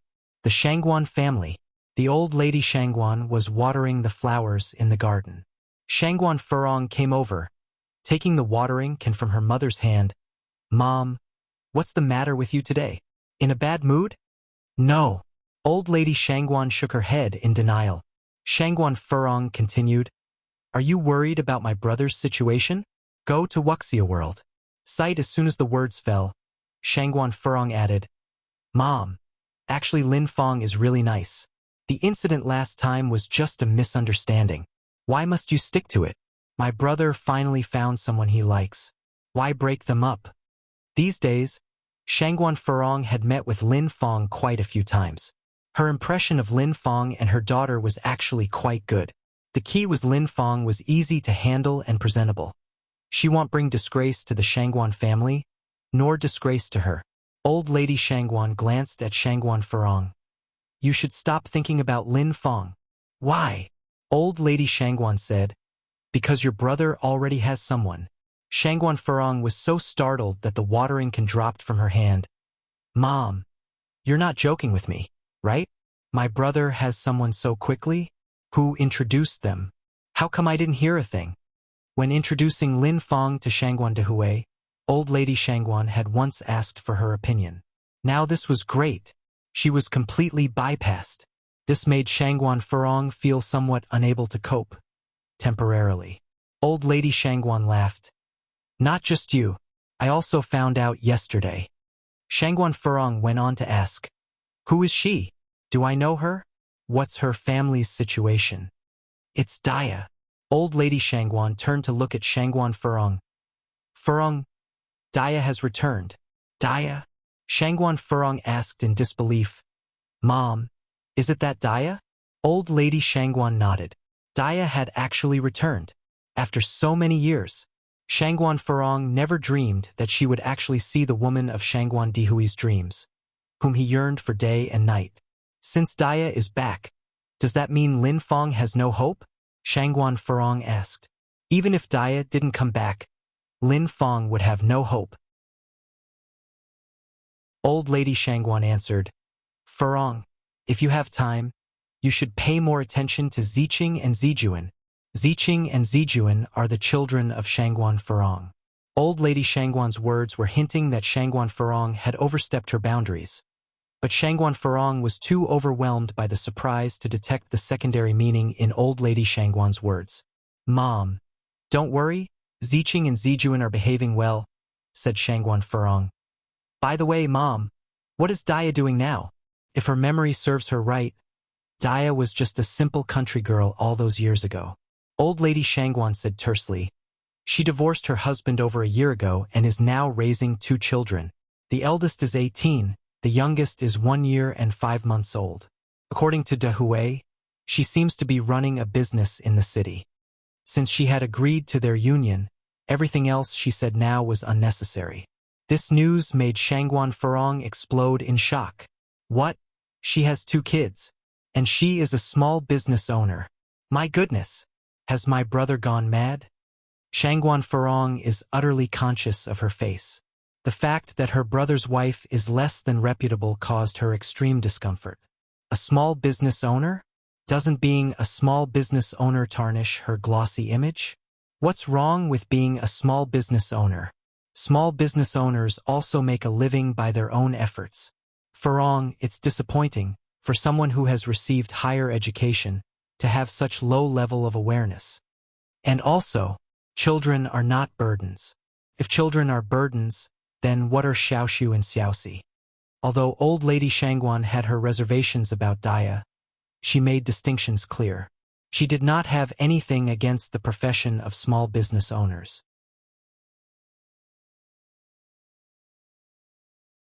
Chapter 618. Agreed to be together, visiting parents, guests who have come from afar. _5. Self-employed people earn their living with their own skills. They should not be underestimated. When it came to this point, Old Lady Shangguan continued, the last time your brother went on a mountain trip and encountered danger, it was Daya who saved him. Furong, we Shangguan family members should learn to repay kindness. Repaying kindness means pushing my brother out, Shangguan Furong retorted. This is your brother's own decision, retorted Old Lady Shangguan. Mom, don't you dislike Daya either? Why suddenly agree to this? Shangguan Furong continued to question. Old Lady Shangguan had never met Daya before, but considering the big fuss back then, it would be strange if Old Lady Shangguan actually liked Daya. She remembered a phrase that Old Lady Shangguan used to utter. A pretty woman often makes trouble. Old Lady Shangguan said, forget the past. Moreover, it's Daya who will live with your brother, not me. Why should I step in? She's already in her later years, how many more can she live? Let the young handle their own affairs. Shangguan Furong continued. But we can't leave matters at that. My brother is your own son. How can you watch him sink into a quagmire? I think Daya is not a good woman. A good woman wouldn't casually divorce her husband. And she even wants us to support her 2 burdens. How calculating she is. And besides, nothing is as simple as it seems. When my brother went mountain traveling, how could Daya just happen to rescue him? This could be a trap set up by her. Go to Wuxia world. Sight. She's so scheming. Shangguan Furong's teeth itched from hatred. She had seen too many shameless, scheming women. From Daya's actions, it was clear to her that Daya was one of them. Old Lady Shangguan remained calm. Your brother isn't a fool. He can distinguish good from bad. Don't interfere in this matter. It will only upset your brother. Shangguan de Hui wasn't a fool. She hadn't met Daya in person yet and couldn't make assumptions. Just because she disliked Daya a little, it didn't mean she could simply speculate that Daya was a bad person. Shangguan Furong's face darkened. My brother is bewitched by that woman. There's no way he can see clearly. Old Lady Shangguan said, hold your tongue. Other families' sisters-in-law promote harmony. But you love stirring up trouble. Can't you behave a little? Your brother is determined to bring her over. Be careful with your words and actions then. The last sentence carried a hint of a warning. When are they coming over? Shangguan Furong's eyes flickered. Probably next Sunday. Shangguan Furong held onto old lady Shangguan's arm. Mom, at your age and with distinguished guests on the way, let me handle the arrangements. Furong, what are you up to now? Old lady Shangguan looked at Shangguan Furong. Smiling, Shangguan Furong said, Mom, what can I do? What else can I do? I just want to receive the guests properly. We just hired some chefs from F country recently. Let them prepare authentic dishes from F country. Daya is just a country bumpkin who hasn't seen the world. She probably wouldn't even know how to use a knife and fork. Even if Shangguan Furong doesn't lift a finger, she can make that yokel retreat. As long as Shangguan Furong doesn't go too far, old lady Shangguan won't intervene. The next day, old lady Shangguan came for noodles as usual. Though she was preoccupied, the noodles were still delicious. In fact, she came not only for the noodles but also to see Ni Yang and chat with him. She truly likes Ni Yang. Unfortunately, Ni Yang didn't come to the shop today. In fact, Ni Yang hadn't been in the shop for a long time, when she was finished with the noodles and aimlessly walking on the street. Just then, a bicycle pulled up next to her. Old lady. Yang Yang. Old lady Shangguan's face lit up. Yang Yang. Where are you going? Ni Yang gave a slight smile. I just came back from the bank and am going to window shop. I plan to buy a dress for my mom. Since he was about to visit the Shangguan family, Ni Yang decided to buy a nice dress for Ni Tsuehua.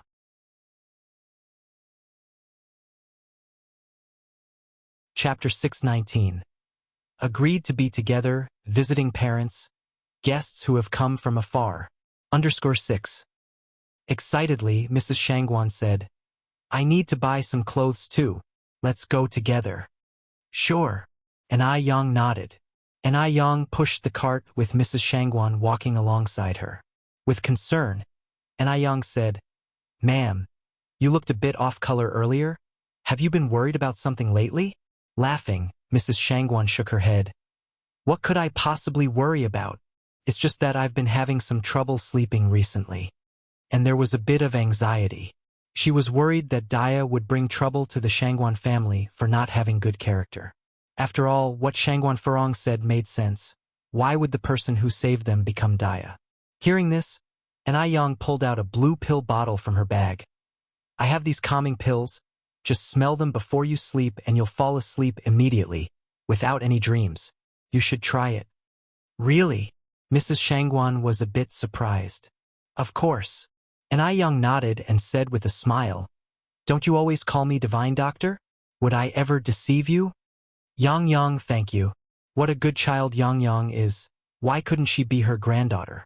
You're welcome. Go to Wuxia World. Sight the two arrived at Clothing City.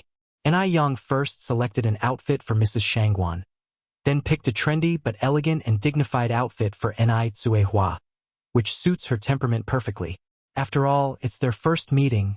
She should make a good impression on the elders. Yang Yang, is this outfit for your mom? Mrs. Shangguan asked. Yes. Ni Yang nodded. From the outfit that Ni Yang picked, it's clear that her mom must also be a beauty with great temperament, and most importantly, she must have a good character to raise such an excellent daughter as Ni Yang. Sigh. The best daughter-in-law and granddaughter always belong to other people's families. Your mom is really lucky to have such a filial daughter like you, Mrs. Shangguan sighed. With a slight smile, Ni Yang said, My mom gave me life. Without her there's no me. It's only right that I should be filial to her. Filial piety is the most important of all virtues. Mrs. Shangguan nodded. She looked at Ni Yang with full admiration. What good upbringing. Ni Yang's upbringing is really good. After buying the clothes, the two left Clothing City. They happened to run into a middle-aged woman taking her two kids out. Stop crying. You're bringing us bad luck. Your younger brother is smaller than you. Can't you give him a break? The girl was probably around 10 years old, and the boy was around 7 or 8. I want new clothes too, the middle-aged woman said.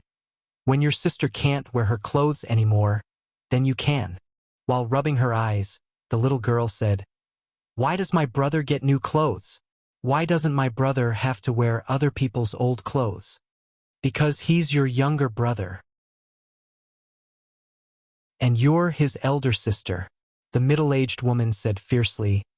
"You're so big now and still don't understand anything. If you keep this up, watch out, I will hit you." "Mom, I want to eat candied hawthorn." The little boy tugged at the middle-aged woman's hand. The woman's expression softened instantly. All right, Mom will buy it for you." The little girl looked at the boy enviously, but her mother didn't spare her another glance in the end. Watching this scene, Mrs. Shangwan slightly furrowed her brows. Dia wouldn't be that kind of person, would she? Last time when she came to Clothing City, she saw Lin Fang's true colors. Could what she's seeing now be Dia? Mrs. Shangwan was a bit frightened. She had even forgotten that Dia had 2 daughters. With a heavy heart, Mrs. Shangwan returned home. The Anai family. As soon as Anai Yang left, a blonde, blue-eyed foreigner arrived at their home. Due to the language barrier, she took quite some time to find Anai Yang's house. The villagers had never seen a foreigner, so now they all gathered in front of the courtyard of Anai's house to watch the excitement. Yang Yang's mom, come out. Someone's looking for your daughter Yang Yang." The visitor was none other than Emily's mother, Annie. Although Annie could not speak Chinese, she had the note given to her by Anai Yang. By showing the note to everyone, they all understood. "Here we are." Anai Tsuehua came out from the inner room with Xiaoni.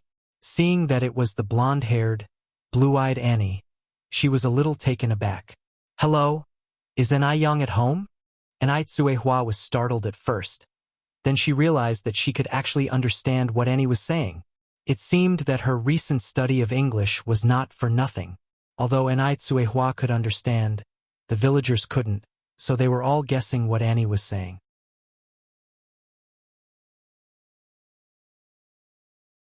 Chapter 620.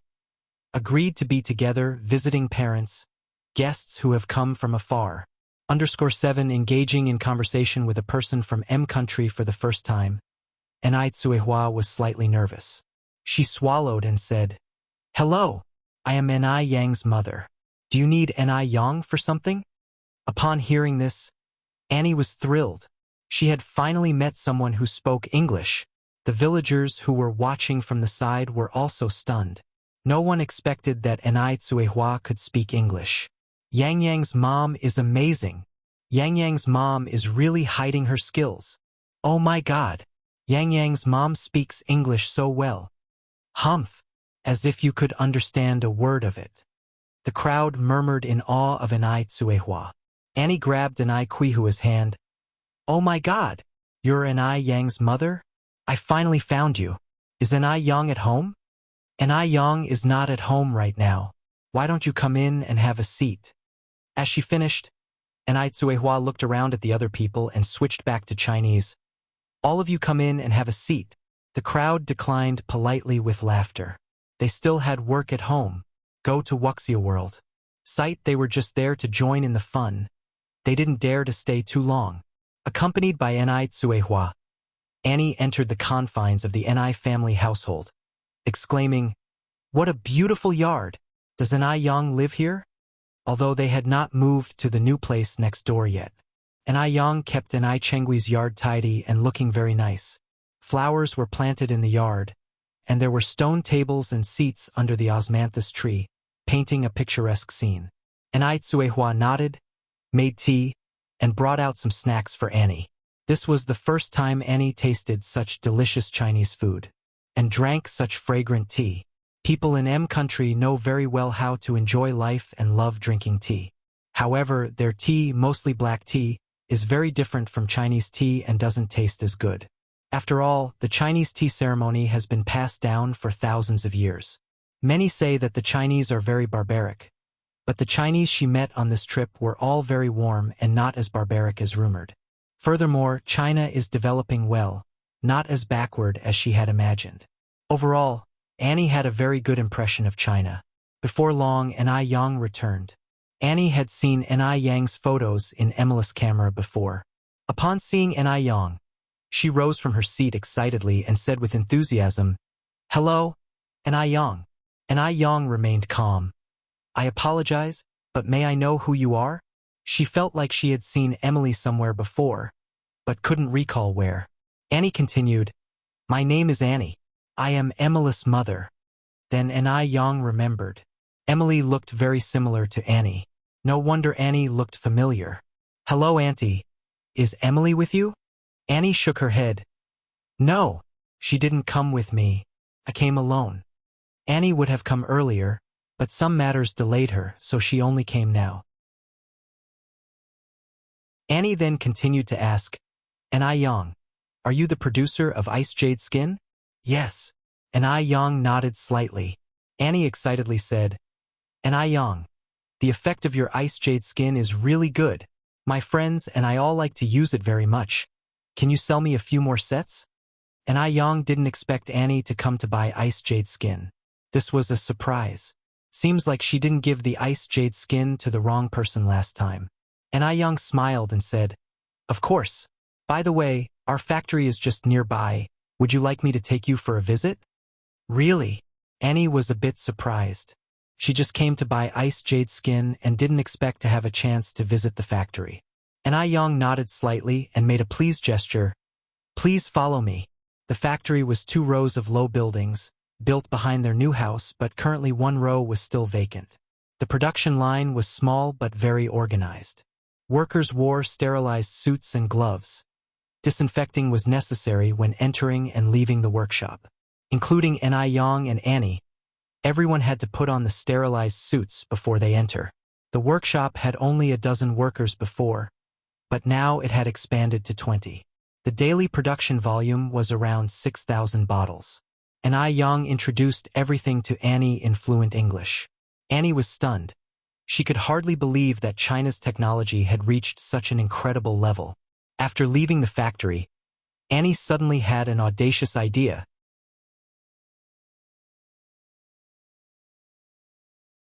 Chapter 621. Agreed to be together, visiting parents, guests who have come from afar. _8 She wants to distribute Ni Yang's products. She plans to introduce Bing Ji Yu Fu to M country. Such an excellent product would surely be welcomed with open arms in M country. Yet, she still needs to test the market back home. If successful, she would discuss possible cooperation with Ni Yang. With this in mind, Annie proposed, "Ni Yang, could you sell me 30 of these gift box sets?" Upon arriving in China, Annie conducted a small survey and found out that the gift box version of Bing Ji Yu Fu was a limited edition. Each store could only have a maximum of 200 boxes per month, far below the demand. Therefore, she felt somewhat apprehensive when suggesting buying 30 boxes. Though Bing Ji Yu Fu was a limited edition, it wouldn't impact the domestic market as Annie intended to introduce it to M country. Additionally, Ni Yang intended to bring Bing Ji Yu Fu to an overseas market. So he agreed and said, "Sure, that's wonderful." Annie excitedly embraced Ni Yang. "Thank you." The gift box version of Bing Ji Yu Fu was priced at 268 yuan, about $40, per set. 30 of these sets would cost 8,040 yuan, about $1,220. Because Annie had traveled from afar, Ni Yang even gave her a 10% discount, assuring her that all her future purchases would come with this discount. Of course, Annie was thrilled to enjoy these savings, considering even money couldn't guarantee you this part. Having received her 30 Bing Ji Yu Fu sets, Annie returned to her country on the overnight flight. Sunday. Source: updated on Wuxia World. Site: C0 Ni Yang had a free day today and got up early to accompany Ni Tsuehua to visit the Shangguan family. Soon after they finished breakfast, Shangguan Dehui came to pick them up. Although Ni Tsuehua had already been married once, she couldn't help but feel nervous. She had all sorts of worries, worrying about meeting a terrible mother-in-law like Mrs. Mu. Furthermore, Shangguan Dehui had a son and a daughter. Would his kids accept her? Could they peacefully coexist with Ni Yang and little Ni Yun? Ni Yang held Ni Kuihua's hand and whispered, "Mom, don't worry. Uncle Shangguan is a good man. His family can't be too bad." Ni Tsuehua nodded. Reassured by Ni Yang, Ni Tsuehua immediately felt more relaxed. At the Shangguan residence, Shangguan Su and Shangguan Shi were sitting on the couch. Su Lian and Mrs. Shangguan were chatting. Shangguan Furong was teasing her pet pug. Shangguan Shi looked curiously at Shangguan Furong. Aunt, have you met Aunt Daya? How is she? Shangguan Furong smiled. If your father has taken a liking to her, she can't be bad. She was ready for anything, even if it meant becoming a laughingstock. How absurd. A country bumpkin also thinks she can join the Shangguan family. Shangguan Shi nodded. Oh, Shangguan Furong continued. I heard that your Aunt Daya has a 1-year-old child. Are you excited or not? She, about having a little sister? A 1-year-old baby must be cute. Shangguan Shi loved children. My good friend has a 1-year-old sister too, and she's so adorable. Shangguan Shi was talking about little Ni Yun. She had seen little Ni Yun at Ni Yang's noodle shop and really liked her. Shangguan Furong went on vibrantly. Your Aunt Daya is from the countryside. How could she compare with your friend? Have you seen rural children before? Dark and crying frequently, always drooling, with bubbly snot on their noses. How many rural kids can be good-looking? Shangguan Shi felt shivers down her spine listening to this. Ah?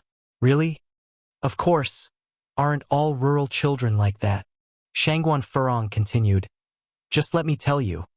You have to be mentally prepared. You can't dislike your Aunt Daya and future little sister, or else your father will definitely be angry at you.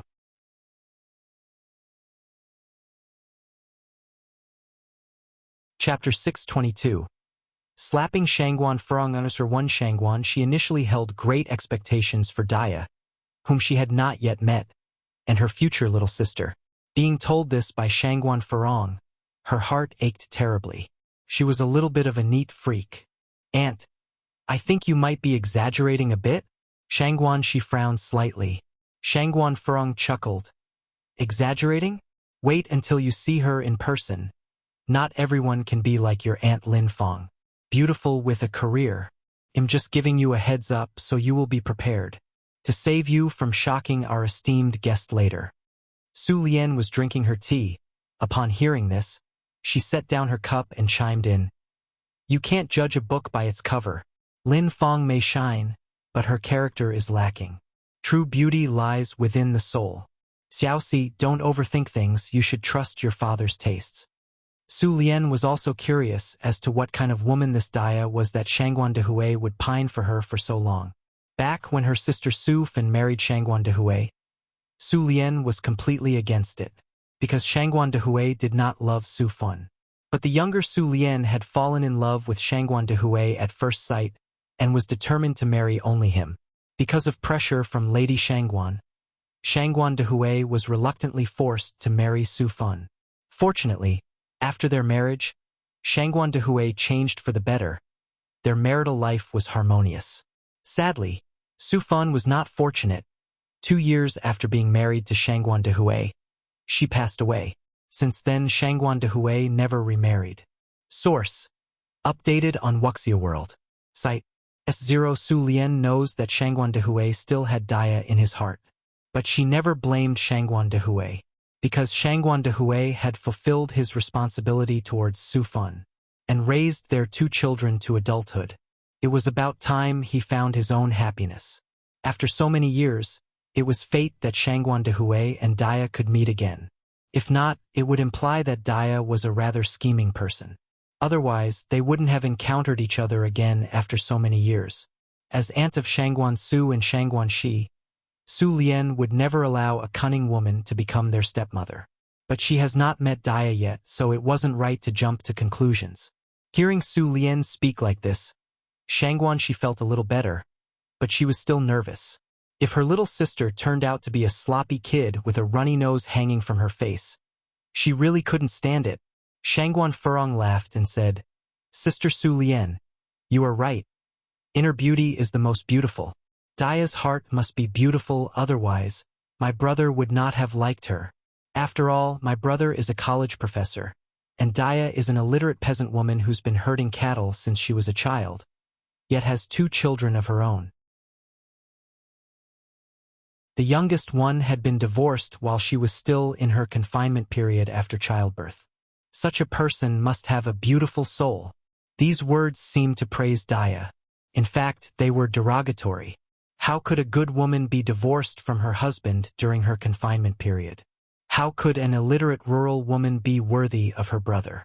After speaking, Shangguan Furong turned to Shangguan Shi.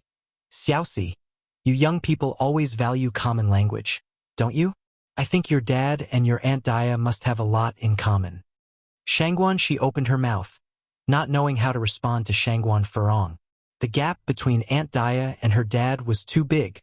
How could these 2 people possibly have a common language? That was terrifying. Brother. Shangguan Shi nudged Shangguan Su. He put down the newspaper in his hand. What is it? What's your take on this? As long as Dad is happy. Of course, a good match is also important. He is a bank president. How could his mother be an illiterate who cannot appear in public? It wouldn't sound good if word got out. If Aunt Daya was really uncouth, he wouldn't mind if his father kept her on the side. At this, the worry in Shangguan Furong's heart subsided. It seemed that Shangguan Su also was not satisfied with this Daya. That was great. Lady Shangguan glanced at everyone. She had a plan in mind. The car was fast and soon arrived at the Shangguan residence. The Shangguan mansion was very luxurious, but it was nothing to Anai Tsuehua, who had seen private jets and castles in M country. If Anai Tsuehua were still the Anai Tsuehua who had just arrived in the city a year ago, she would have been stunned by now.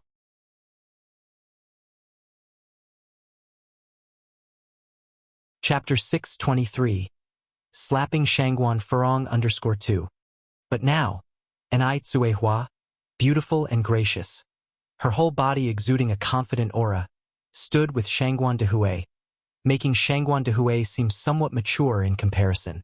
So, broadening one's horizons is indeed a very important thing. Shangguan Dehui, with little Anai Yun in his arms, led Anai Tsuehua and Anai Yang towards the inside.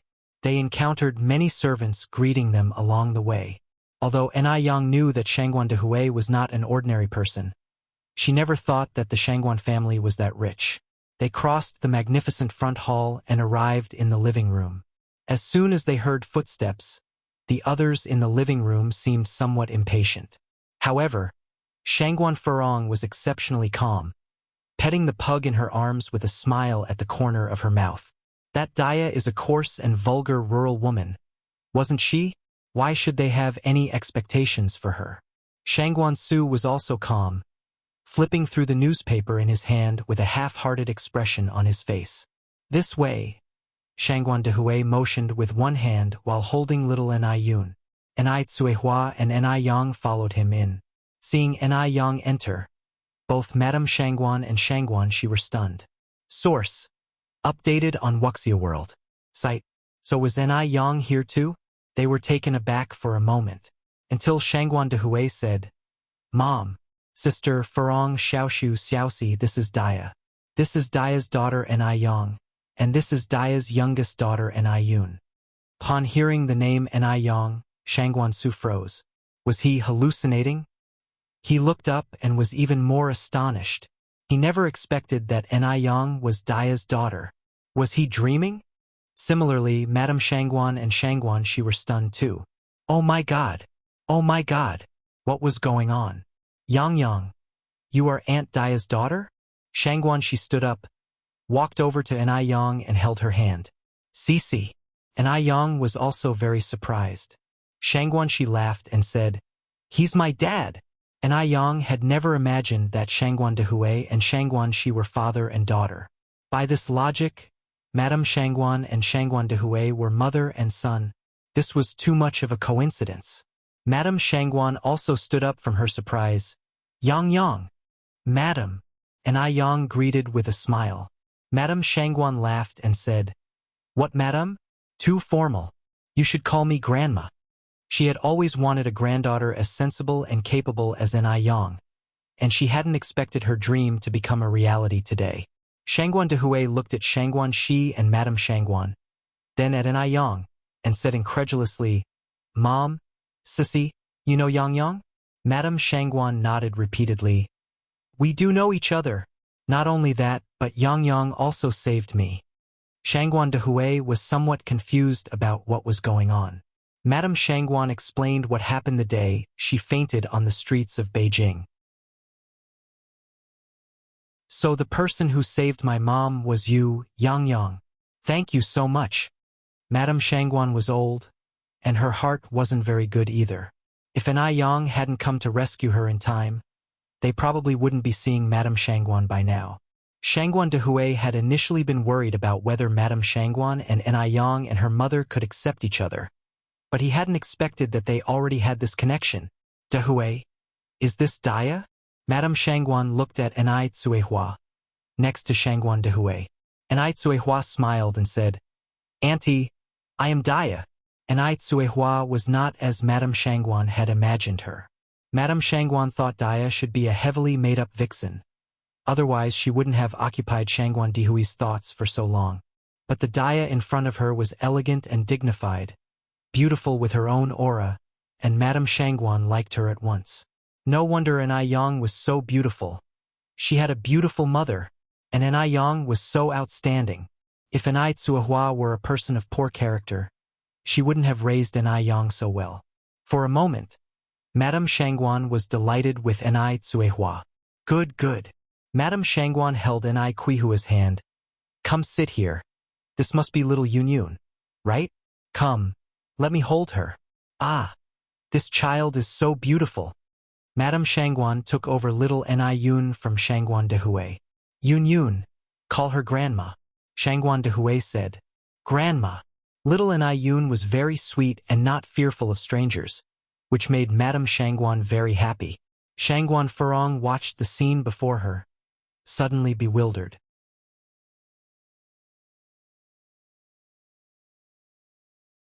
Chapter 624. Slapping Shangguan Furong _3. What just happened? Isn't it that Madame Shangguan doesn't like Daya? Why is she so warm toward Daya? And also, wasn't Daya just an unsophisticated hick? Why is she dressed so respectfully? The youngest child is also pleasantly chubby, and doesn't have snot bubbles on his nose like the typical rural kid. What on earth is going on? And Daya's oldest daughter, she is just too attractive. She doesn't look like she came from the countryside at all. The worst part is that all three of them do not show any kind of familiarity toward me.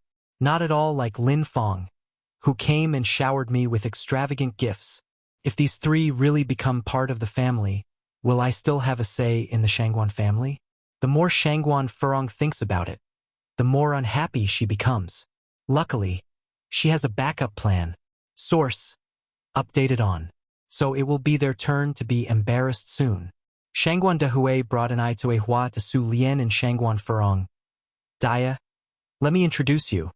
This is my sister, also the aunt of Xiaoxiu and Xiaoxi, and this is my sister Furong. Enai Tsuehua has known of the existence of Su Lian for quite some time, so she wasn't surprised. The fact that Shangguan de Hui has cherished and respected Su Lian for so long after the death of his first wife just proves that Shangguan de Hui is a good man, compassionate and righteous. Sister, Furong. Su Lian's first impression of Enai Tsuehua was quite positive. Unlike the last time with Lin Fong, who clearly demonstrated her vulgar manners, Tsuehua maintained her elegant behavior as soon as she entered. There was absolutely nothing wrong with her conduct. Daya, nice to meet you. Su Lian stood up and initiated a handshake with Enai Tsuehua. Although Shangguan Furong is indignant with Enai Tsuehua, she didn't like to embarrass people on the spot. Besides, this person is a woman who holds a special place in Shangguan de Hui's heart. Pissing off Shangguan de Hui directly wouldn't benefit her in any way. After all, she still has a trump card at hand. She can't wait to see this rustic woman be embarrassed. Hello. Shangguan de Hui then said, This is my son Shangguan Su. This is my daughter Shangguan Shi. You can call them Xiaoxiu and Xiaoxi. Shangguan Su and Shangguan Shi stood up from the sofa and greeted her proactively. Hello, Aunt Daya. Hello. Looking at Shangguan Su and Shangguan Shi, Shangguan de Hui said, No need to introduce Yang Yang to you two. You already know each other. No need, no need. Shangguanxi interlaced her arm with Ni Yang's, laughing. Yang Yang and I are already acquainted. Yang Yang, may I give you a tour around our house now? Shangguanxi was absolutely thrilled. She never thought that her future sister would be Ni Yang and little Ni Yun. This is a perfect example of birds of a feather flocking together. Sure. Ni Yang nodded. Brother, would you like to join us? Shangguanxi casually asked Shangguansu. Unexpectedly, Shangguansu actually put down the newspaper, saying, Okay. Shangguanxi was taken aback for a moment, but didn't say anything further. Want sister? Little Ni Yun reached out towards Ni Yang. Would it be fine if sis she holds you? Shangguanxi reached out for little Ni Yun. Little Ni Yun seriously considered this, then nodded. Okay. Yun Yun is such a good child. Shangguanxi picked him up and planted a big kiss on his cheek.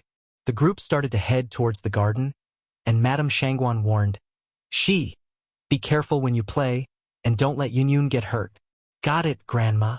Shangguan Farong, with an iron face, watched Shangguan Su and Shangguan Shi, her nephew and niece.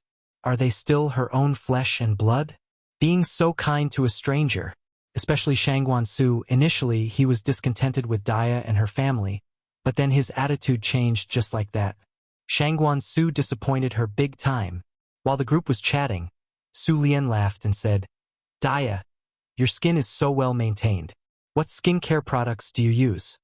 And I Tsuehua said, I use Bing Jiu Fu at home. Oh, I also brought a set for you and Farong. And I Tsuehua took out the gift boxes of Bing Jiu Fu products and handed them to Su Lian and Shangguan Farong. Thank you. Su Lian accepted the gift box with both hands and gave an Ai Tsuehua a red envelope in return. An Ai Tsuehua immediately refused. Shangguan Dehui intervened at the side. Since it's a gift from sister, you should accept it. It's not just a red envelope. It's also Su Lian's validation of Ni Tsuehua. Seeing Su Lian's satisfaction with Ni Tsuehua made Shangguan Dehui very happy. Thank you, sister. Ni Tsuehua accepted the red envelope. Holding the gift box of Bing Jiu Fu in her hands, Shangguan Farong said, I've been using Bing Jiu Fu's limited edition gift box recently and am their premium member. But how come I've never seen this packaging before? What's inside? Seaweed mask. Rose essential oil. I have never seen these products before.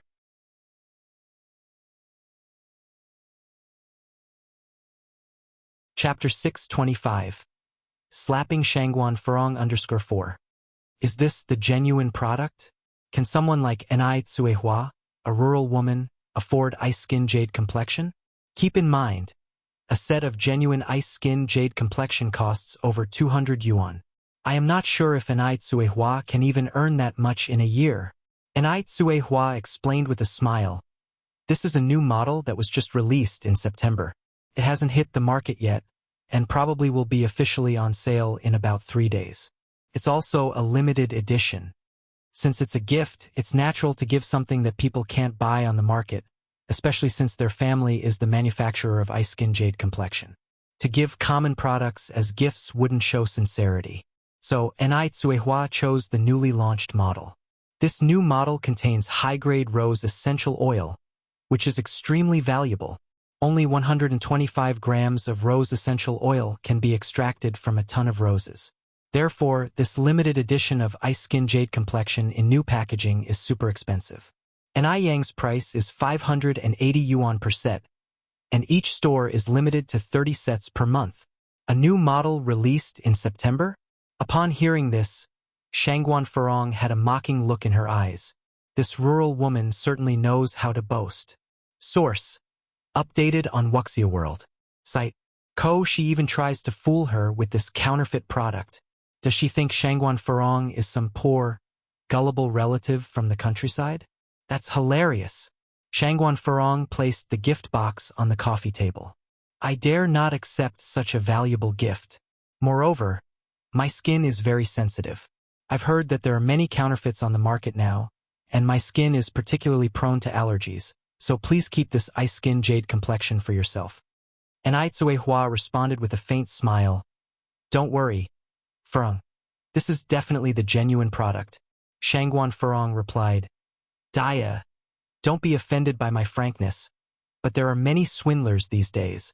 You are a countrywoman who just came to the city, so I'm worried you might have been conned.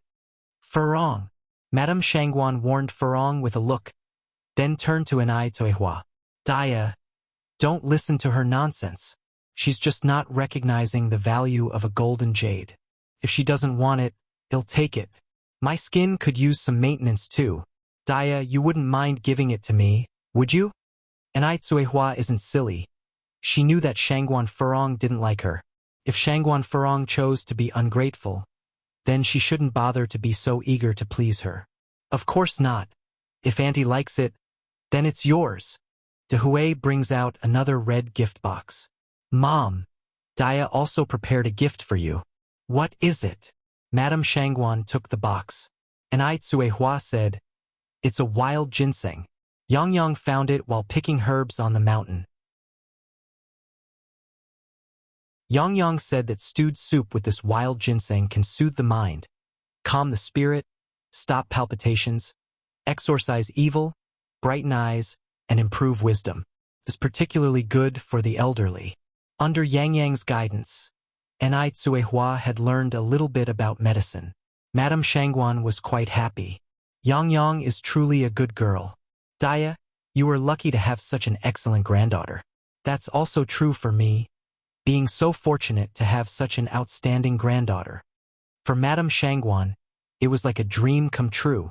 On the side, Furong was so angry that she almost pulled out Peach Blossom's fur. In reaction to Furong's annoyance, Peach Blossom jumped off her and ran away without looking back. Her mother is really dense.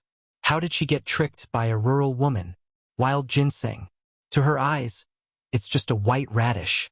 If she has to accept this rustic woman as her sister-in-law, she would refuse even 100, 1,000, or 10,000 times over. Shangguan Furong covered her mouth, feigning surprise. One can dig wild ginseng on the mountain? Which mountain? Could you please tell me so I can also go and dig up a basket to give to others? Shangguan Furong indeed intended to embarrass Anai Tsuehua. Anai Tsuehua was just a country bumpkin.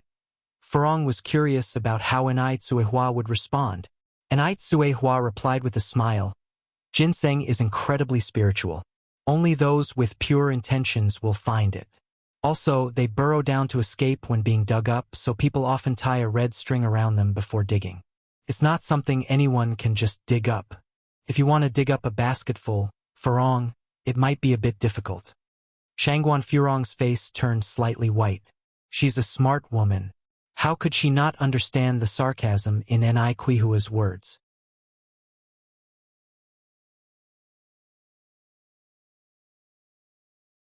Chapter 626. Slapping Shangguan Furong _5. She underestimated this rural woman. What angered Shangguan Furong more was the attitude of Shangguan de Hui and the Shangguan matriarch. One was her real mother, and one was her real brother. They did nothing as they watched her being mocked. The Shangguan matriarch wasn't angry at all. In fact, she was delighted with Anai Kuihua's response. As a daughter-in-law of the Shangguan family, she should indeed be more dominating. A submissive attitude was not in line with the Shangguan family's style. This was how she could shoulder the heavy responsibility of a household's matriarch. Excellent. Excellent. She had misunderstood Dia before. Su Lian was also very pleased with Anai Tsuehua. Seeing that no one was coming to her aid, Shangguan Furong stood up from the couch. You guys chat. They'll check on the kitchen. Upon reaching the kitchen, Shangguan Furong specifically ordered the chef to change all of today's dining procedures to Western style. Source. Updated on. Ko in the living room, Anai Tsuehua, the Shangguan matriarch, and Su Lian were chatting harmoniously. Their exchanges were barrier-free. Shangguan Shi took Anai Yang and little Anai Yun around the house. She had even figured out that she wanted to leave that room for Anai Yang and little Anai Yun as their bedroom. Although little Anai Yun was only 1 year old, she weighed 30 pounds because of her sufficient nutrition and was so chubby that her arms were ringed. Shangguan Shi couldn't carry her after a while, so she let Shangguan Su hold her. Luckily, little Ni Yun also liked this big brother very much. He carried little Ni Yun, running back and forth behind them. Maybe on account of being a leader for a long time, Shangguan Su was somewhat serious and didn't really like children, but today he was amused by little Ni Yun several times. The truth was, Shangguan Su didn't want to laugh in his heart, but he couldn't help it. Lunch started punctually at 11:30. Shangguan Furong led everyone to the dining room with a beaming smile. The thought of Anai Tsuehua making a fool of herself made her feel very delighted. "Come, Sister Daya. Please have a seat." Shangguan Furong pulled Anai Tsuehua to sit down. Shangguan she smiled and pulled out a chair for Anai Yang. "Come Yang Yang. Sit with me here. Let me hold Yun. Oh, how I love little Yun Yun." The Shangguan matriarch took little Anai Yun from Anai Tsuehua. After everyone was seated, the servants began to set the tableware. Soon after, the F-country chef brought out the delicately cooked Western food. Shangguan Furong graciously tucked the napkin into her collar. "Sister Daya, this Western food was specially prepared to welcome you. Made by the F-country chef I invited to our home. Please eat up, don't hesitate." As soon as she finished saying this, a servant put a bowl of lemon water in front of everyone, and the lemon water even had a few mint leaves floating in it. Shangguan Furong was waiting to see Anai Tsuehua make a fool of herself. She wondered if Anai Tsuehua would mistakenly drink this lemon water. Shangguan Furong had seen quite a few people ignorant of how to eat Western food and embarrass themselves in this way. If Anai Tsuehua did the same today, her first time meeting the parents, the Shangguan matriarch would be furious. The future daughter-in-law of the Shangguan family, not knowing Western dining etiquette, and if this news got out, wouldn't it humiliate the Shangguan matriarch?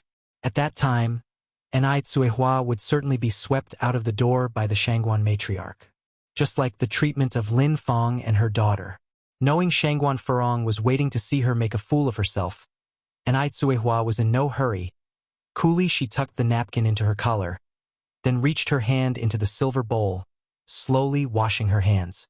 She had eaten so much Western food in M country and got sick of it.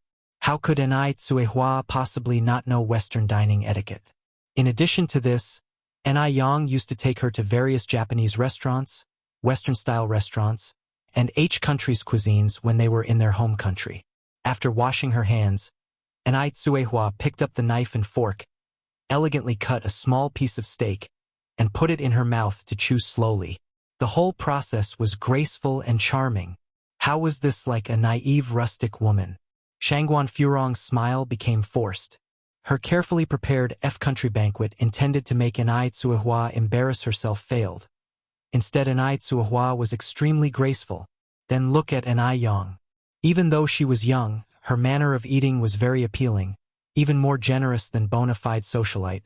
Each of her expressions seemed especially attractive. Sitting next to Shangguan Shi, who was born in an illustrious family, it made Shangguan Shi seem rather ordinary. Even little Anai Yun, who was only a year old, knew to hold a fork in her left hand and a knife in her right hand. A group of country folks, how did they learn to eat Western food? Watching all this transpire before her eyes, Shangguan Furong suddenly felt like she had shot herself in the foot.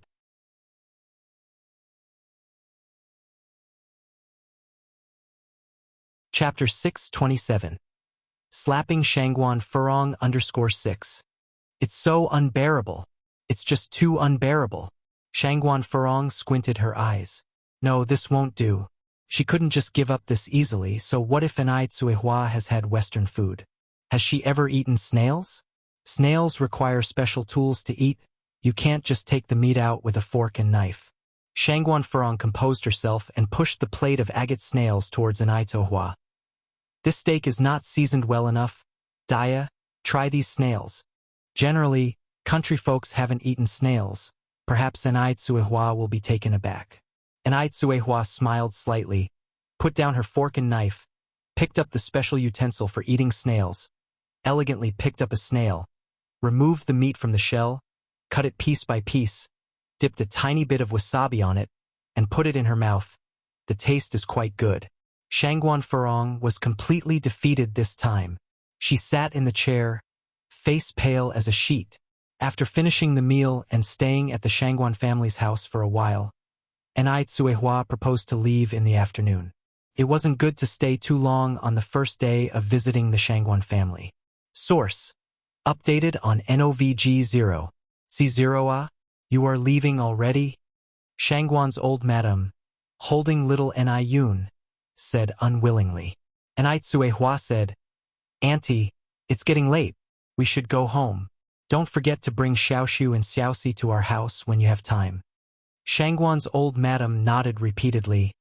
Of course, Enai Tsuehua continued. And Sister Su Lian and Sister Furong, you must remember to visit too. Even though Enai Tsuehua didn't like Shangguan Furong much, she had to be courteous at appropriate times. In the end, apart from Shangguan Furong, everyone in the Shangguan family was very nice. Su Lian nodded with a smile. We will definitely disturb you at that time. Shangguan Dehui escorted Enai Tsuehua home. Watching their retreating figures, a gratified smile appeared on Shangguan's old madam's face.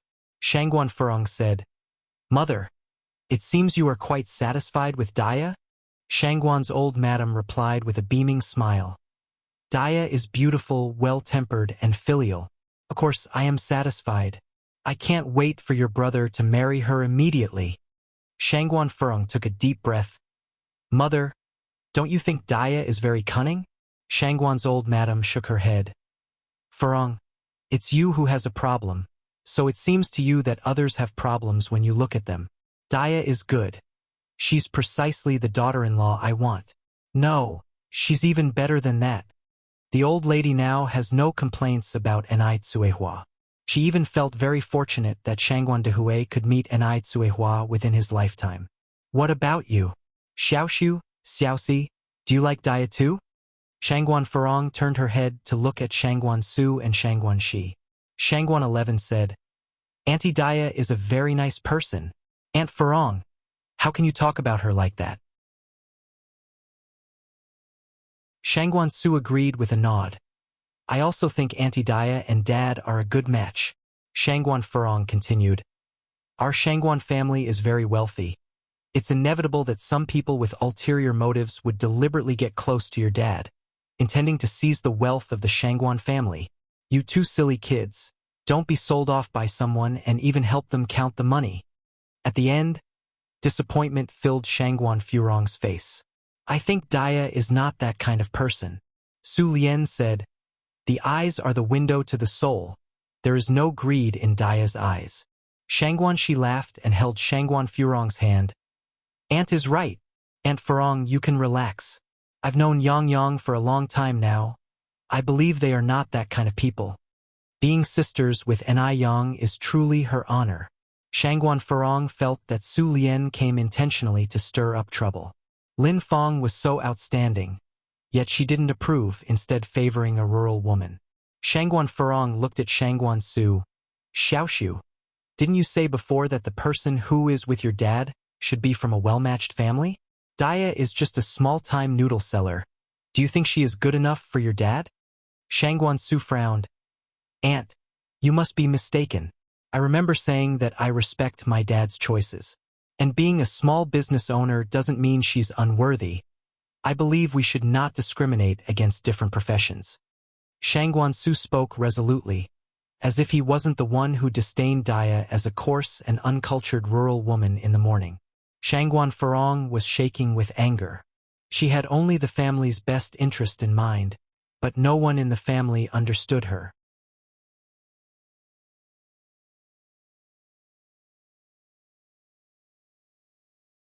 Chapter 628. Slapping Shangguan Furong _7. Even good intentions are treated with contempt.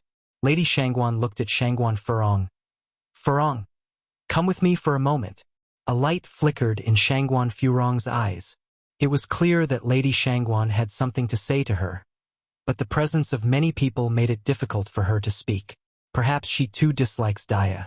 Her behavior just now was probably just a pretense. Shangguan Furong followed Lady Shangguan's footsteps, filled with joy. The two of them entered the study. Furong, you dislike Daya, don't you? You feel that she doesn't take you seriously? Lady Shangguan was her mother and knew her better than anyone else. Shangguan Farong was simply too dominant, wanting to take charge of everything herself. Even after her marriage, she still wanted to meddle with her family's affairs. If her sister-in-law were sharper and more capable than she, then she would become uncomfortable and feel as though she had lost her place at home. Not only did Shangguan Farong wish to control the affairs of her family, but she had also taken complete control of her husband's family. For instance, if she wanted her husband to wear a blue outfit that day, then he could not wear red. Source: updated on Wuxia World. Site: so he must also like whatever food she enjoyed. If he liked a particular food and she didn't, she wouldn't even let him touch it. Both inside and outside the house, everything was well organized under her arrangement. Anyone who dared to defy her would immediately be met with a change of her face. She had a good heart, but was too domineering in dealing with matters, sometimes to an extreme extent. Shangguan Farong declared, "She has never taken me seriously in the first place. Respect is mutual. You have never shown her respect, so how can you expect her to respect you?" Lady Shangguan retorted.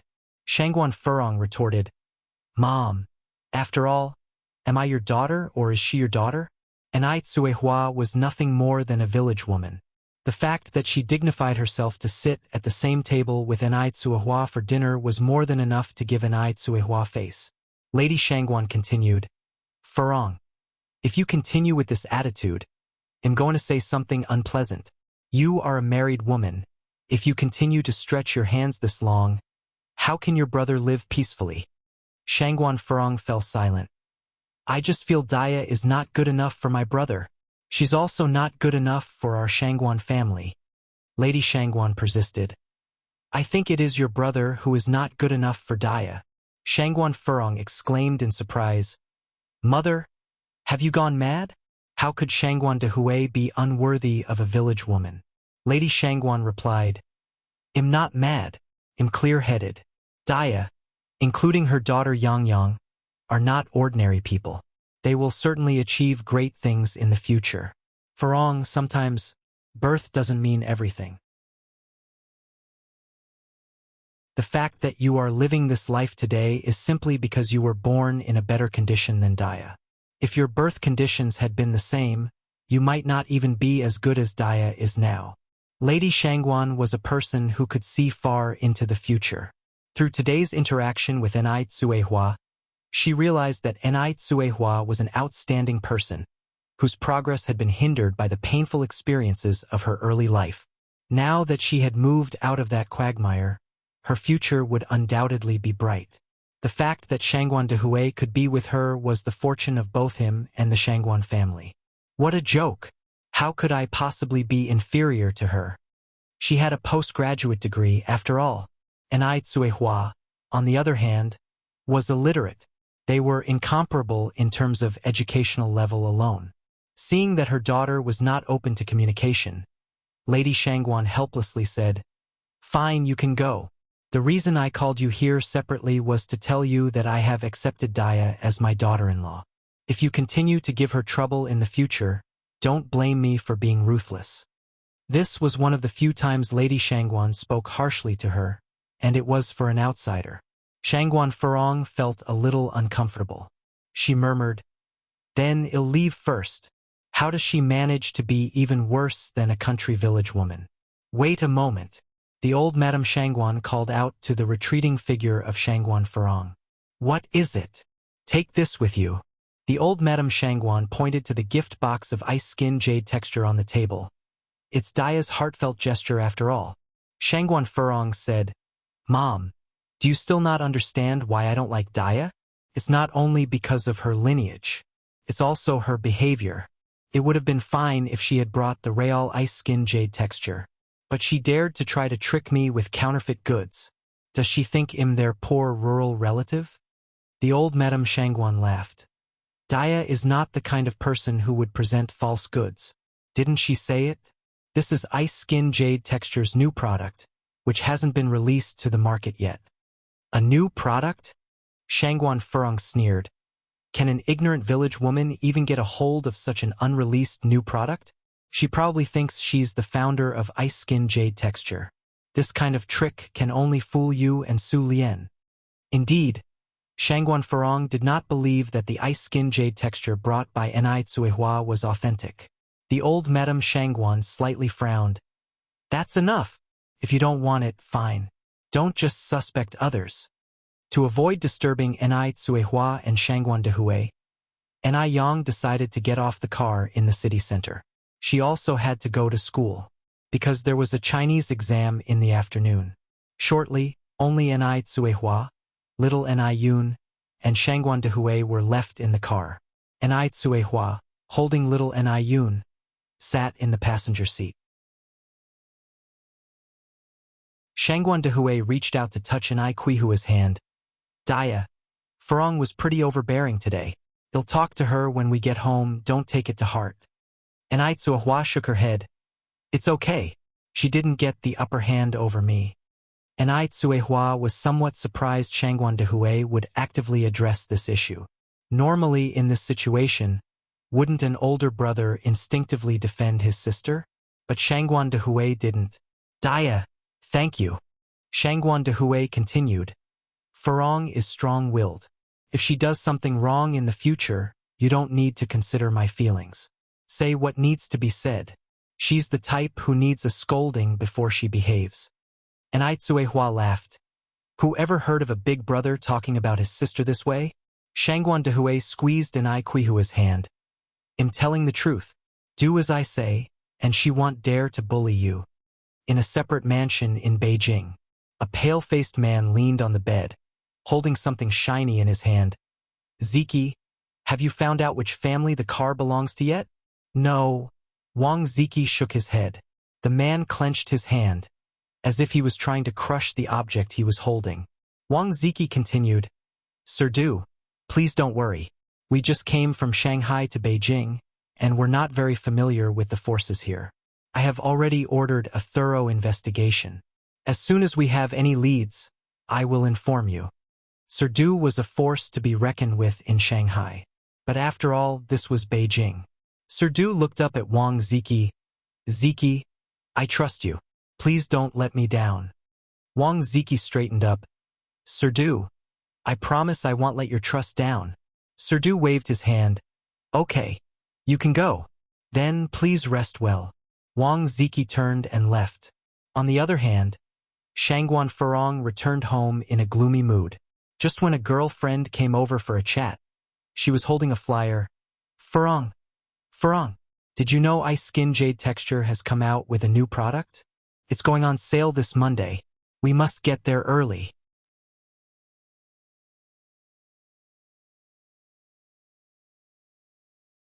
Chapter 629.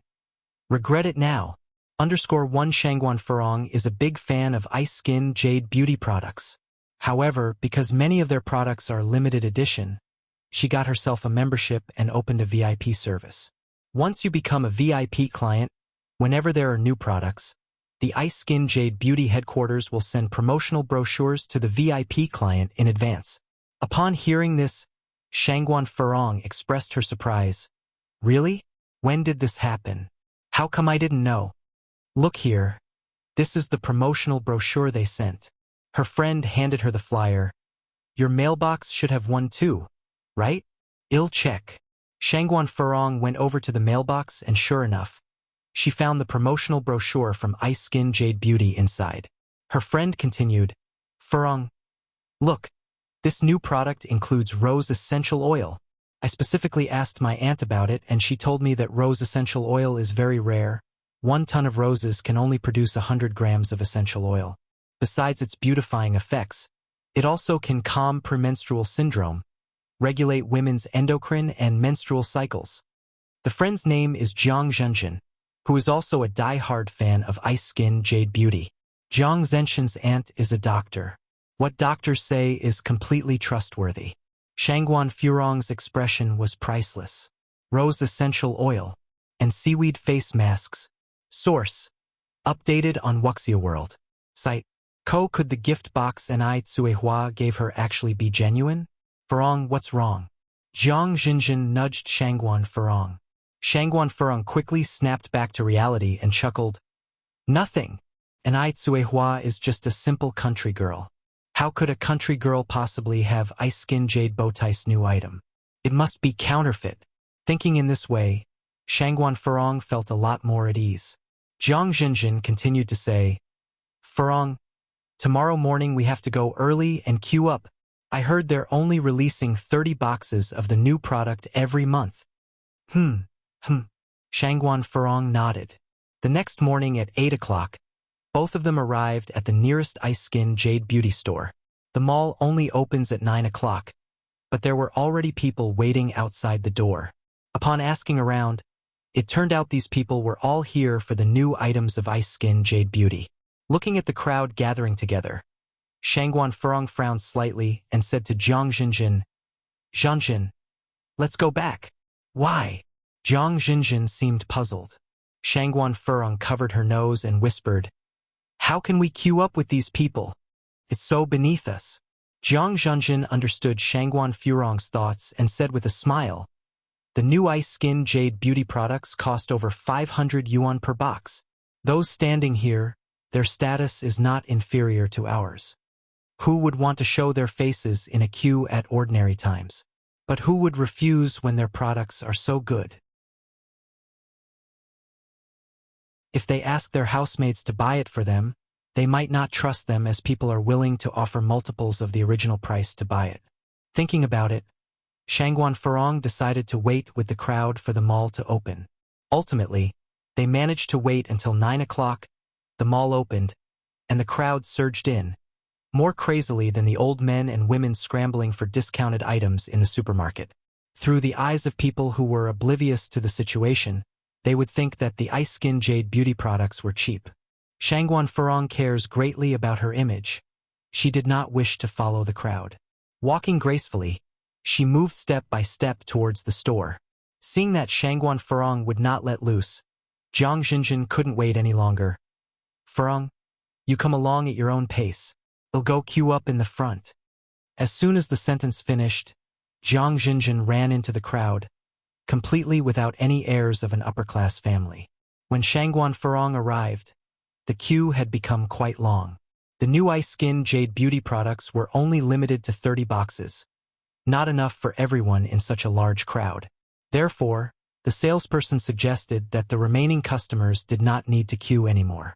Jiang Jinjin was lucky, as she got the last spot in the queue. Shangguan Furong quickly approached her and whispered, Jianjin, dear Jinjin, remember to spare me one box. I am going to have a look at their face cleansers and aloe gels. Jiang Jinjin replied, Are you daft?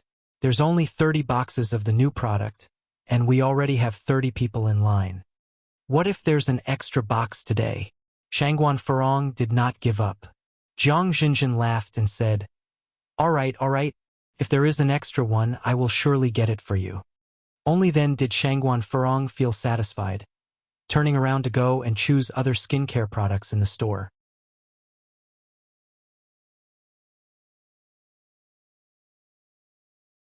Chapter 630. Regret. _2. The booming business led to the increase of the store's staff from the initial 4 to 8. Furong, have you made your purchase? Jia Jinjin was in a pretty good mood after buying the limited edition icy muslin jade skin. Jianjin, did you buy any extra? Asked Shangguan Furong. Jia Jinjin shook her head. No. Shangguan Furong sighed. Show me what you bought. Although she didn't score any, a feast for the eyes is always nice.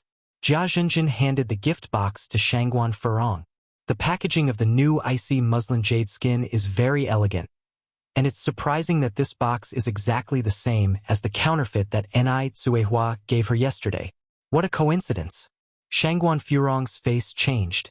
Jia Jinjin continued, Furong, this is rose essential oil, as the salesperson told me. You can add a few drops into your bathtub, or use it for aromatherapy and skin massage. And this is a seaweed mask, made with ingredients shipped from the deep sea near Guangguan. This mask is only available in the gift box. They don't sell it individually. Getting the limited edition new product made Jia Jinjin very happy. But Shangguan Furong wasn't so happy. Jinjin, Do you think there could be counterfeit icy muslin jade skin out there? Wuxia World. Site counterfeit? I doubt there is any. Jia Zhenjin opened up the gift box and continued, Look, all their product boxes have anti-fake labels. Where? Asked Shangguan Furong. Right here. Look. You can only see it under the light. Do you see the letters New York? That's the anti-fake label. The founder of the icy muslin jade skin line was very smart. They made it so that the label disappears once the box is opened to prevent reuse. You can only see it when it's brand new. The New York letters sparkled under the light. With this explanation, Shangguan Furong felt somewhat relieved. She handed the box back to Jia Zhenjin.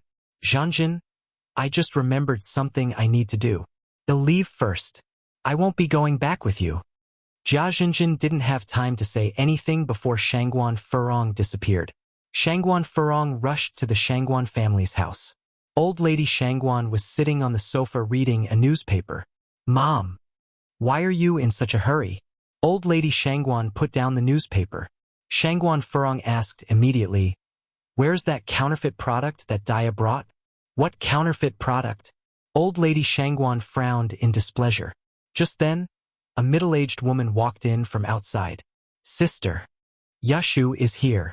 Old Lady Shangguan stood up, smiling. Aunt. Though Zhao Yushu was not much older than Shangguan Furong, she still had to properly address her as aunt. This was because she was Old Lady Shangguan's sister-in-law. Zhao Yushu nodded. Sister, you said you had something nice for me over the phone. You wouldn't tell me what it was unless we met in person. Old Lady Shangguan smiled. It's definitely a good thing for you young people. Stop beating around the bush. Zhao Yushu sat down next to Old Lady Shangguan. Old Lady Shangguan took a beautifully wrapped gift box from under the coffee table. Here. This is for you. Zhao Yushu covered her mouth in disbelief. New icy muslin jade skin. Oh my goodness. I had my maid queue for it early this morning, but she arrived too late and couldn't get any. Sister. You really are my dear sister. Zhao Yushu was so excited that she was almost incoherent. Sister, where did you get this? You're incredible. Old Lady Shangguan laughed. This was brought by Dihui's daughter-in-law, Dia. She originally intended to give it to Furong, but she didn't want it. Hope you won't mind. Since they're all family, Old Lady Shangguan decided to tell the truth. Zhao Yushu excitedly chimed in. What's there to mind? I'm more than delighted. I've been using icy muslin jade skin products for the last 6 months. When I heard from my maid that she failed to buy the new product, I was so upset. If Shangguan Furong didn't want it, it was her loss. Aunt, the icy muslin jade skin might be a fake. If you end up ruining your face, don't say I didn't warn you. Old Lady Shangguan sighed and shook her head. This child is just too suspicious. Zhao Yushu knew Shangguan Furong's personality well. She laughed and said, What's there to be afraid of? Doesn't icy muslin jade skin carry an anti-fake label? We can just open the package and check whether it's real or fake.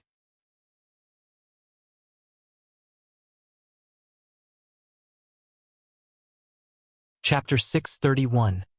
Regret it. _3. There's no need to check. Dia is not that kind of person, said the elderly Madame Shangguan. I think it's better to have a look for peace of mind. Shangguan Furong took the gift box and began to open the packaging. Zhao Yushu didn't mind.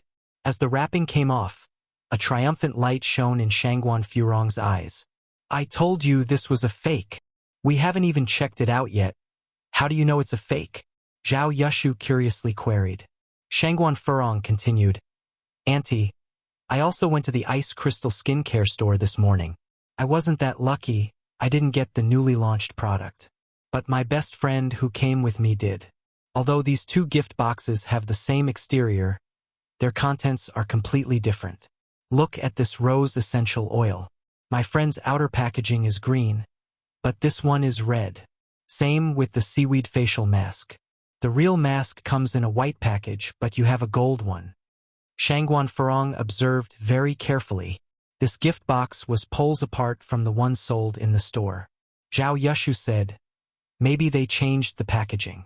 Farong, you can't declare something is fake just because the packaging is different. Check for a security label first.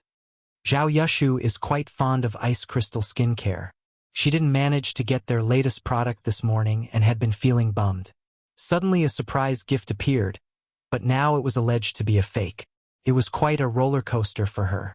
What a joke this was. Shangguan Farong picked up the rose essential oil, the most expensive item in the gift box, and held its packaging under the light for a closer look. Wuxia World. Sight after a while, she could see the letters New York gradually appear under the light and start to brighten. This was the unique security label of Ice Crystal Skincare. The technology used was so advanced that no one could currently replicate it on the market. The grin on Shangguan Furong's face froze. It was real. The Ice Crystal Skincare product was genuine. Heavens! Why then did its packaging differ from the others? Zhao Yushu cried out in surprise. This is the Supreme Edition. Supreme Edition? What does that mean? Shangguan Farong asked, coming out of her shock. Zhao Yushu explained. Supreme Edition means it's a luxury version. The Ice Crystal Skin Care membership card explains in detail. The Supreme Edition is even rarer than the Limited Edition. If there are 30 units of the Limited Edition, there will only be 3 of the Supreme Edition. Shangguan Farong had never read the membership card details carefully before, nor had she ever bought a Supreme Edition product, so she had no clue about this. Auntie, how did you know it's a Supreme Edition? She challenged. Look here. Zhao Yushu pointed to the front of the security label. The label has Supreme printed on it. Who on earth is Daya to get hold of cosmetic products of the Supreme Edition? I've wanted to buy it for a long time but never managed to. Beauty lover Zhao Yushu was absolutely ecstatic. Now she could show off among the ladies of other wealthy families. At their gatherings nowadays, it was not about comparing jewelry anymore, but who had more limited edition ice crystal skincare.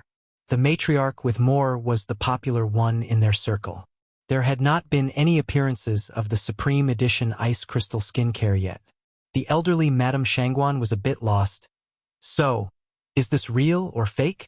Zhao Yushu laughed. Of course it's real. Moreover, it's the most difficult kind to find. Besides, who would give fake goods as gifts? That's like shooting oneself in the foot. The elderly Madame Shangguan nodded repeatedly. I told you, Daya is not that kind of person. Sister-in-law? Who exactly is Daya? Zhao Yushu was bursting with curiosity. How come this person can give away something she herself, who is from a wealthy family, can't even buy? And 2 boxes at that. Just a self-employed noodle seller who came from the countryside to Beijing. Shangguan Farong replied with some frustration. She too was intrigued. How could a self-employed vendor afford such things? Of course, there is another reason why Shangguan Farong said that. She hoped Zhao Yushu would reject the ice crystal skincare. With Zhao Yushu's status, she would look down on a gift from a self-employed vendor, wouldn't she? If Zhao Yushu were to refuse, the skincare would return to her.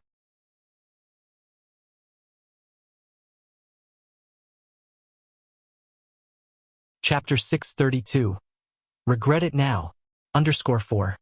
If Jia Jinjin was happy with getting the standard version of Ice Skin Jade complexion, she would surely die of envy knowing that I have the Supreme Edition.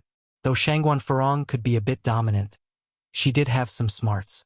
However, Zhao Yushu completely ignored Shangguan Furong's implied intent and looked at the old Shangguan lady, saying, I feel you must be quite satisfied with Daya, aren't you? If she had followed Shangguan Furong's lead, that would have been foolish. Who wouldn't want such an excellent product like Ice Skin Jade complexion? Satisfied. The old Shangguan lady nodded her head repeatedly. Very satisfied. Then when are you planning to settle this matter? It's not easy to find a good woman these days. Since De Hui and her have such good karma, it's better to settle things down earlier for peace of mind. Zhao Yushu continued. Though she had never met Daya in person, her impression of Daya was quite good. So what if she comes from a rural area? Even a girl from the countryside managed to get hold of the Supreme Edition Ice Skin Jade complexion. For the people in their elite circle, even the standard version was out of reach. The old Shangguan lady proceeded to say, that will depend on Dehui and Daya's intentions, that she was older and some decisions should be made by the young people. Meddling too much could be bad. Things will straighten out naturally when they are supposed to. Moreover, Shangguan Dehui is probably quite in a rush for this matter even if she isn't. Wuxia world. Sight Zhao Yushu nodded. That's right. This matter depends on the two main characters. I must stop imposing now, sister-in-law. I have things to attend to at home. Thank you for the ice-skin jade complexion. I should head back. With that, Zhao Yushu took the gift box from Shangguan Furong's hands. Furong, visit me when you got the time. Looking at Shangguan Furong, it seemed that she didn't want to part with the supreme edition of ice-skin jade complexion. If she didn't leave now, she might not get the chance to later. Zhao Yushu wasn't a fool. When the box left Shangguan Furong's hands, her heart also went empty. The Supreme Edition Ice Skin Jade Complexion. It was originally hers. In just the blink of an eye, it became someone else's. Aunt! Shangguan Furong stood up, staring at the ice skin jade complexion in Zhao Yushu's hand. Furong, is there something else? Zhao Yushu turned to look at Shangguan Furong, pretending not to understand the implication in Shangguan Furong's eyes. Aunt, that ice skin jade complexion? Zhao Yushu smiled and said, Furong, don't worry. I will use it well. I won't stay to bother you. I need to leave now. With that, she quickly left the Shangguan's home, afraid that Shangguan Furong might snatch the ice skin jade complexion from her hand. Shangguan Furong fell despondently onto the sofa, her face extremely unpleasant. The old Shangguan woman asked in confusion, What happened? Shangguan Furong turned to the old Shangguan woman, complaining, How could you give the ice skin jade complexion to my aunt? Do you know how much effort it took me to get the Supreme Edition? I woke up at 7 this morning, arrived at the mall at 8, and couldn't get even a standard version. You even gave away my thing without telling me. Shangguan Furong was upset. How could it be like this? That was her thing. Old Lady Shangguan looked up at Shangguan Furong. Didn't you say that the ice skin jade complexion was fake? What? You regret it now? Shangguan Furong was taken aback. Even if it is a fake, you can't just give it to someone else. The old Shangguan woman calmly turned a page of her newspaper. It doesn't matter since the one whose face will be ruined isn't you. Why are you so worried? Old Lady Shangguan did this on purpose. She wanted to irritate Shangguan Furong. Otherwise, she would forever remain ungrateful. Shangguan Furong started to argue. I said it would ruin her face, but I didn't say I don't want it. I may be old, but my memory isn't failing. If I remember correctly, you directly refused Daya yesterday morning, didn't you? Ah! Shangguan Furong's regret made her want to retch. Old Madame Shangguan continued, Furong, I have told you many times not to judge people by their appearance and background. You never break this habit. Also, you really need to change your domineering attitude, or else who will be able to tolerate you in the future? As long as Zhao Shun can tolerate me, it's enough. Shangguan Furong was vexed. Why do you care so much? I'm leaving now. Zhao Shun was Shangguan Furong's husband, normally under her tight control. In private, Zhao Shun had complained to the old Shangguan woman countless times.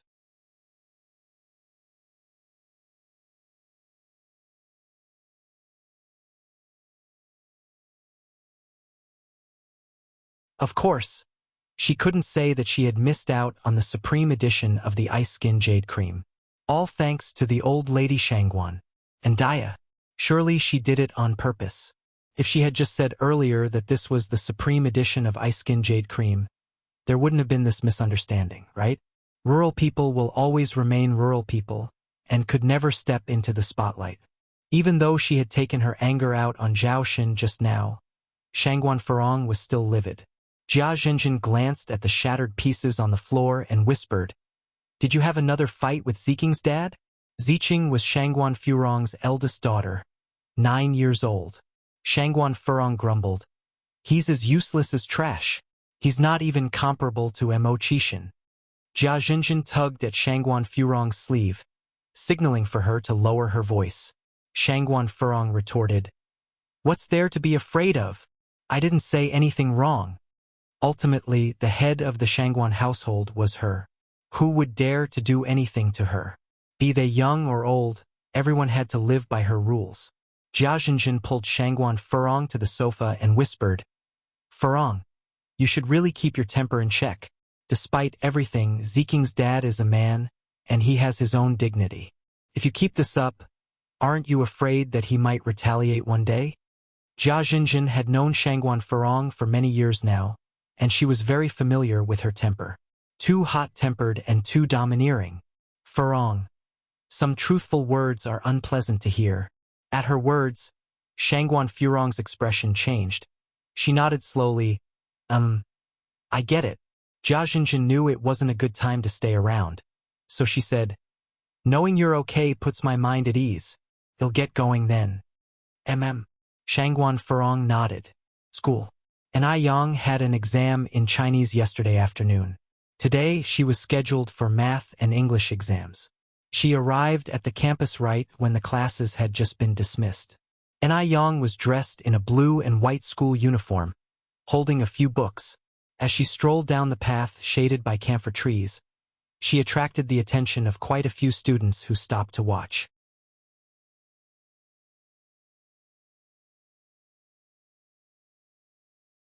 Chapter 634. Regret it now. _6. Oh my God. She's beyond beautiful. Even some girls couldn't help but exclaim. That's An Yang. Isn't it? Yes, that's her, An Yang from class 5. I heard she's super talented. She doesn't need to attend classes and only comes for exams. She's incredible. An Yang is so pretty. I would be satisfied if I were half as pretty as her. An Yang seemed to have not heard the discussions around her, her face impassive. If it were many years ago when she heard such words, she would have felt somewhat thrilled. With more experiences, she became indifferent. An Yang. A figure dashed from behind towards her. An Yang turned to look and saw it was Li Wei. An Yang paused.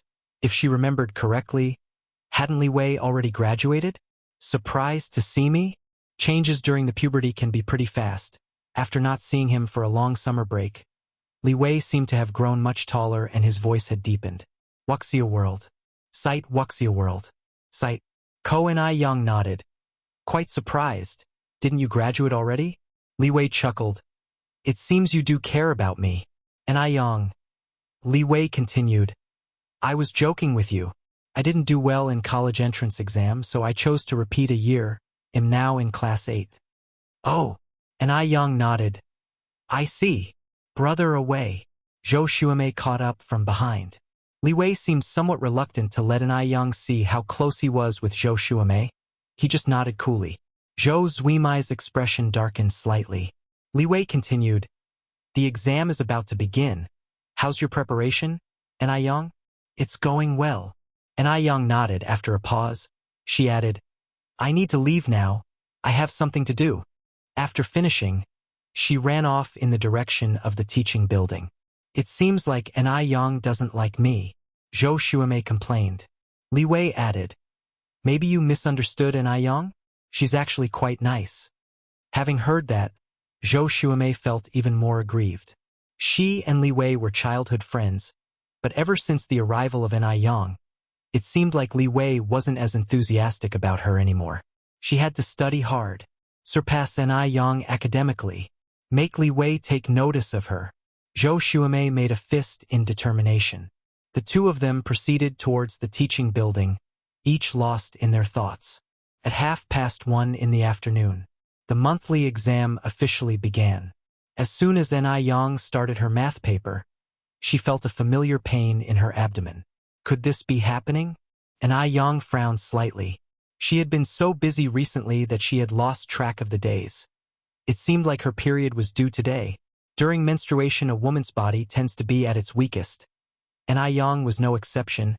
And on top of that, she suffered from severe period pain. Despite having taken several medicines with no effect, An Yang simply gave up being treated. After all, the pain only lasts for a day or two.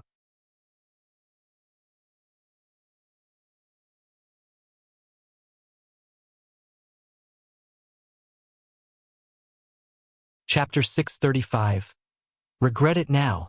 _7 In the lunar month of October, Yang was only wearing a white knit sweater. A light breeze carried a touch of chill, and combined with her monthly cycle, Yang looked a bit pale. Before the 1980s, there were no menstrual pads in China. In 1984, menstrual pads had only recently been introduced to China. Before the 1980s, everyone used cloth menstrual belts.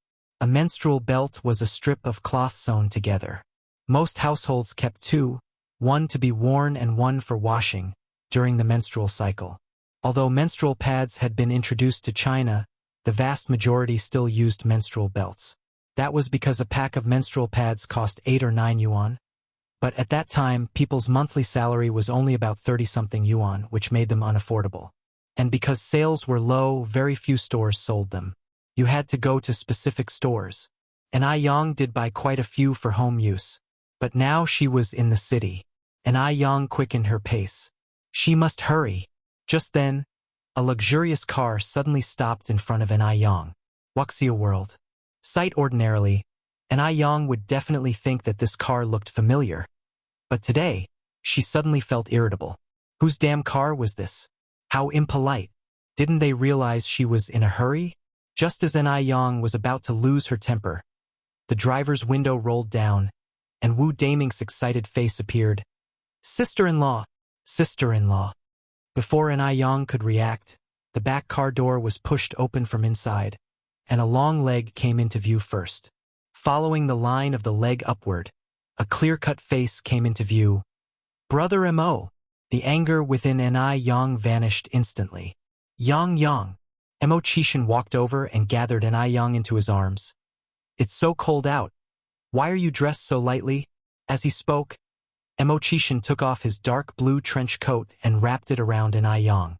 The trench coat wasn't thick but carried a warm body temperature, along with a faint scent of smoke, giving an inexplicably reassuring feeling. When did you get back, Brother Mo? Yang looked up at Mo Chishan. Mo Chishan was bending over, busily buttoning the coat. Just got off the plane. He had originally planned to surprise Yang, but after bumping into her on the street, Mo Chishan couldn't control himself anymore. Just then, Yang felt another wave of pain from within her body. She grasped Mo Chishan's arm. Brother Mo, I gotta go. I need to make a trip to the store. What if she really bled profusely? I'll have Wu Daming drive you there. It's too cold to ride a bike. Look how pale your face is. Mo Chishan reached out to pinch her face. Not only pale but also icy cold. Yang hesitated for a second and then nodded. All right. Wu Daming efficiently shoved the bike into the trunk. Yang and Mo Chishan got into the back seat. Yang, are you not feeling well?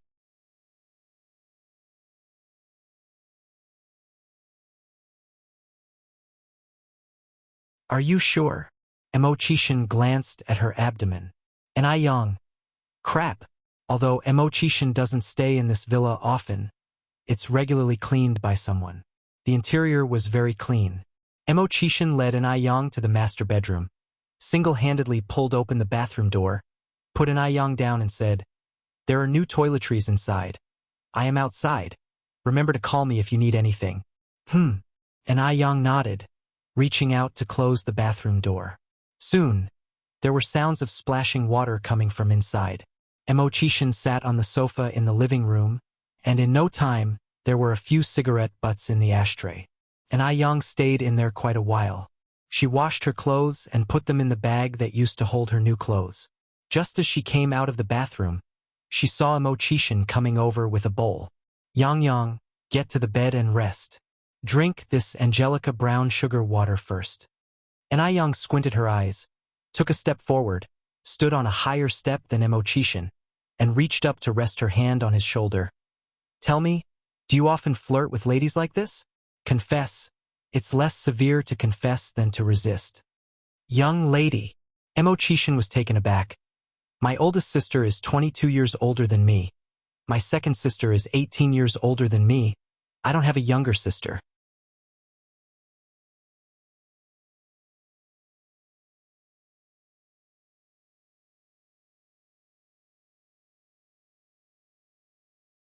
Just as they were about to leave, Aunt Lisa came in to pick up the empty bowl. Aunt Lisa, this is Miss Ni, Mo-chishin introduced. Aunt Lisa, a blonde, blue-eyed woman from M country. To be accurate, aside from Wu Daming, everyone around Mo-chishin was a foreigner. Looking at Ni Yang, Aunt Lisa's eyes gleamed with appreciation. Hello, Miss Ni. My God, this Eastern girl is too pretty. No wonder our master is so smitten with her. Hello, Aunt Lisa. Ni Yang greeted her warmly. Though she was beautiful, she didn't come off as aloof. She gave off a friendly vibe, unlike some who strutted around with an arrogant attitude because of their looks and talent. Mo-chishin escorted Ni Yang out of the villa. Somehow, Wu Daming was already waiting outside the villa gate. On seeing Mo-chishin and Ni Yang approach, he immediately opened the car door. Brother 6, sister-in-law 6. Go to your sister-in-law's house. Mo-chishin responded gruffly. Okay. Wu Daming was a skilled driver, and they soon arrived at the entrance of Jinghua Village. The roads in Jinghua Village weren't great, and the sedan had a low ground clearance, so it couldn't be driven in. They had to park outside the village. Wu Daming said, Sister-in-law, didn't I hear you bought a place in the city? Yeah. And Ni Yang nodded. Wu Daming continued, Then why haven't you moved in? City commute is so convenient. It'll take at least 10 minutes to walk from here to your house.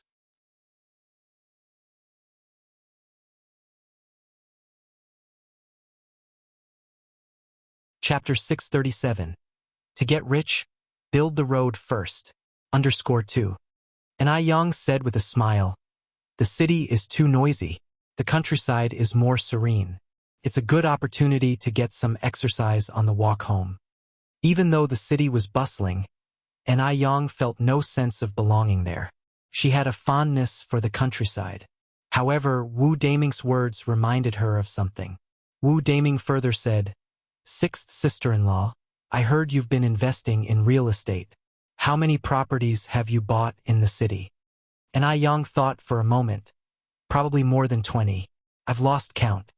Having too many houses brought its own troubles. Wu Daming swallowed hard, then gave Ni Yang a thumbs up. Indeed, family members are all alike. He had assumed that only Mo-chishin was foolishly buying so many houses. He didn't expect Ni Yang to have done the same. Houses couldn't be eaten, what was the point of buying so many? When the time came, they would surely regret it if they got stuck with them. Ni Yang smiled faintly and turned to look at Mo-chishin. Brother Mo, I think I'll head home first. Wuxia World. Site Wuxia World. Site. Wait a moment. Mo-chishin held her hand. What is it? Ni Yang looked back at him. Mo-chishin said, We're at your home's doorstep. I should, of course, pay Auntie a visit. He prided himself on being a good son-in-law. Wu Daming hurriedly opened the trunk and took out the gifts he had prepared in advance. Sixth brother, here you go. Mo-chishin, holding Ni Yang's hand with one hand and taking the gifts with the other, said, Daming, you can head back first. Come and pick me up around 8 or 9. All right. Wu Daming nodded. Hand in hand, Mo-chishin and Ni Yang headed towards the Ni family home. Even though night had fallen, they still encountered quite a few villagers. Mo-chishin was a very polite young man and greeted everyone they met. Ni Tsuehua was cooking in the kitchen. They were having a hot pot dinner that evening, and the aroma of stir-fried hot pot base wafted through the yard. Upon seeing Mo-chishin, Ni Tsuehua expressed her surprise. Xiaoma, when did you come back? Mo-chishin replied, Auntie, I took the 1 o'clock flight this afternoon. Ni Tsuehua nodded. The hot pot was a double-flavor pot. Ni Yang, who always had a liking for spicy food, looked at the red pot while nibbling at the clear broth pot to satisfy her cravings. Fortunately, the soup base of the clear hot pot was also very flavorful. Hot pot was an ideal dish for cold weather, and it wasn't long before beads of sweat formed on Ni Yang's nose tip. Xiaoma, are you free on the 18th? Ni Tsuehua looked at Mo-chishin. Auntie, do you need something? Mo-chishin curiously looked at Ni Tsuehua. Even Ni Yang was slightly curious. and I Chungo bit into a large fishball and chimed in, "Something good is coming. Auntie and I, what good thing?" And I Yang asked. And I Chungue just chuckled without saying anything, continuing to eat his vegetables. And I Tsuehua went on to say, "Your uncle Shangguan told me today that they will be coming over for a visit on the 18th. Mo Chishan also seemed to understand something and immediately nodded. "It'll be free, Auntie. I've been quite idle recently." And I Tsuehua said with a smile, "Since you're free, come over that day, Xiaoma, and meet more people." "Okay." Mo Chishan nodded. After dinner, I Yang escorted Mo Chishan home. But she was only responsible for sending him to the edge of the village. Yang, who is this Uncle Shangguan?" Mo Chishan didn't have the heart to ask at the dinner table. And I Yang replied, "Uncle Shangguan is my mom's boyfriend. His full name is Shangguan Dehue." Mo Chishan was momentarily shocked. He didn't expect that Enai Tsuehua would have found a companion so quickly. It seemed that the meeting on the 18th definitely had the implication of acknowledging relatives. The fact that Enai Tsuehua invited him to join meant that she didn't see him as an outsider. The corners of Mo Chishan's mouth involuntarily curled up in a smile. "That's a good thing. Auntie is still young. She should have a companion." Mo Chishan held Enai Yang's hand tighter. Enai Yang nodded with a smile. "Yes, I know. A normal child, upon learning her mother was seeking another companion, would generally have some reservations and need to confide this to someone. But not Enai Yang. She truly wished for Enai Kuihua's happiness. That's why Mo Chishan was so fond of her. Because he believed that there was no one else in this world more understanding than her. Being with her could make a person feel utterly relaxed. Upon returning home, Enai Yang didn't immediately lie down on the bed. Instead, she sat at her desk, completely engrossed in sketching out a design. The next day, Enai Yang went to the bank to check her balance. After returning home, she went to the village chief's house. Enai Yang was quite popular in Jinghua village, and this was no exception at the village chief's home. Village Chief Li received her warmly. He brought out the tea leaves that were usually only brewed for festivals and special occasions.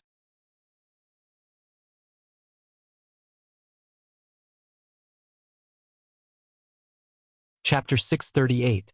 To get rich, first build roads. _3. Enai Yang stood up, took the teacup handed over by the village chief, and said, "You really don't have to be so polite, village chief.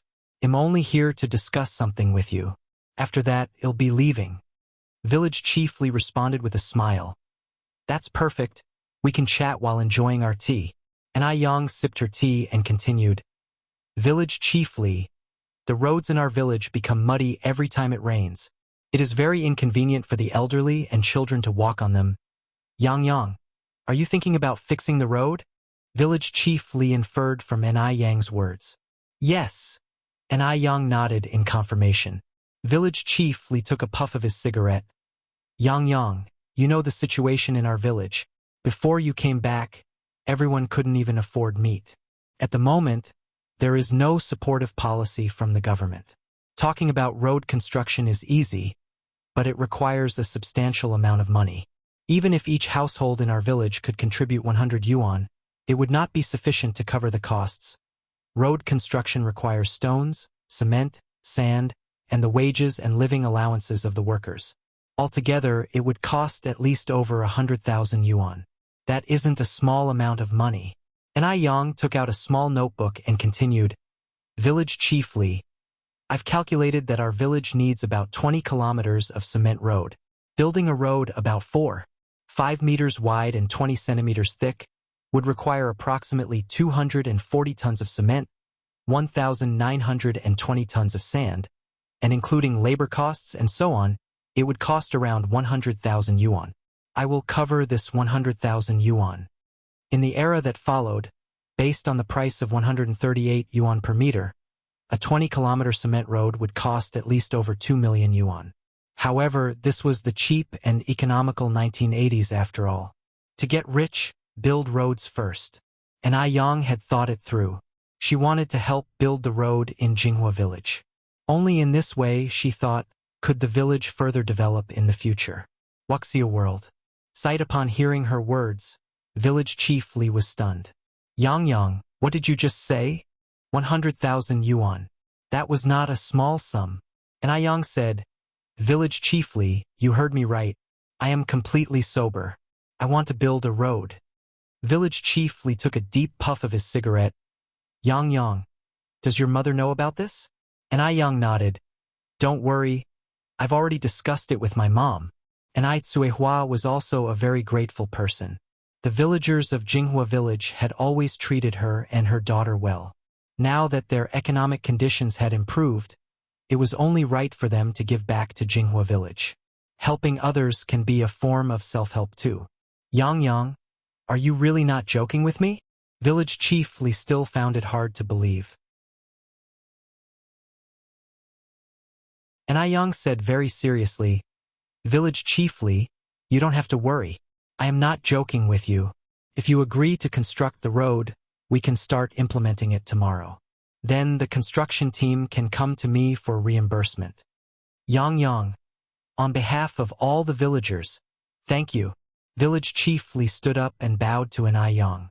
At a certain medical laboratory, a thin woman clad in a white lab coat and wearing a face mask was bustling around the lab bench.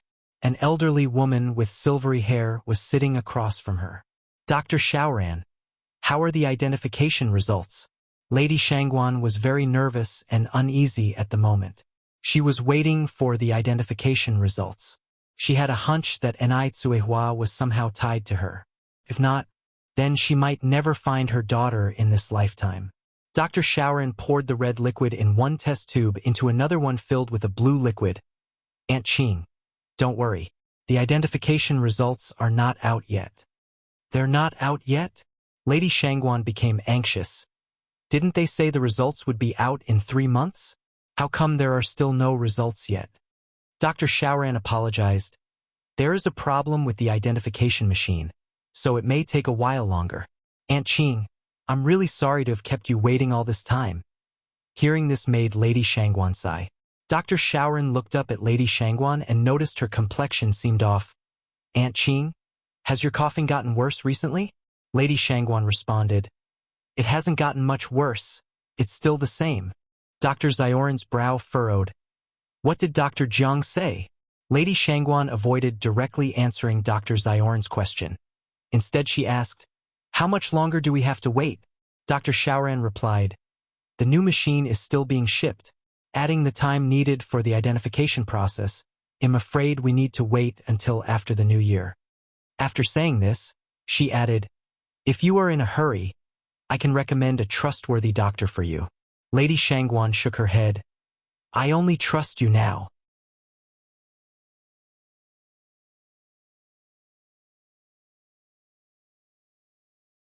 Chapter 639. To get rich, first build roads.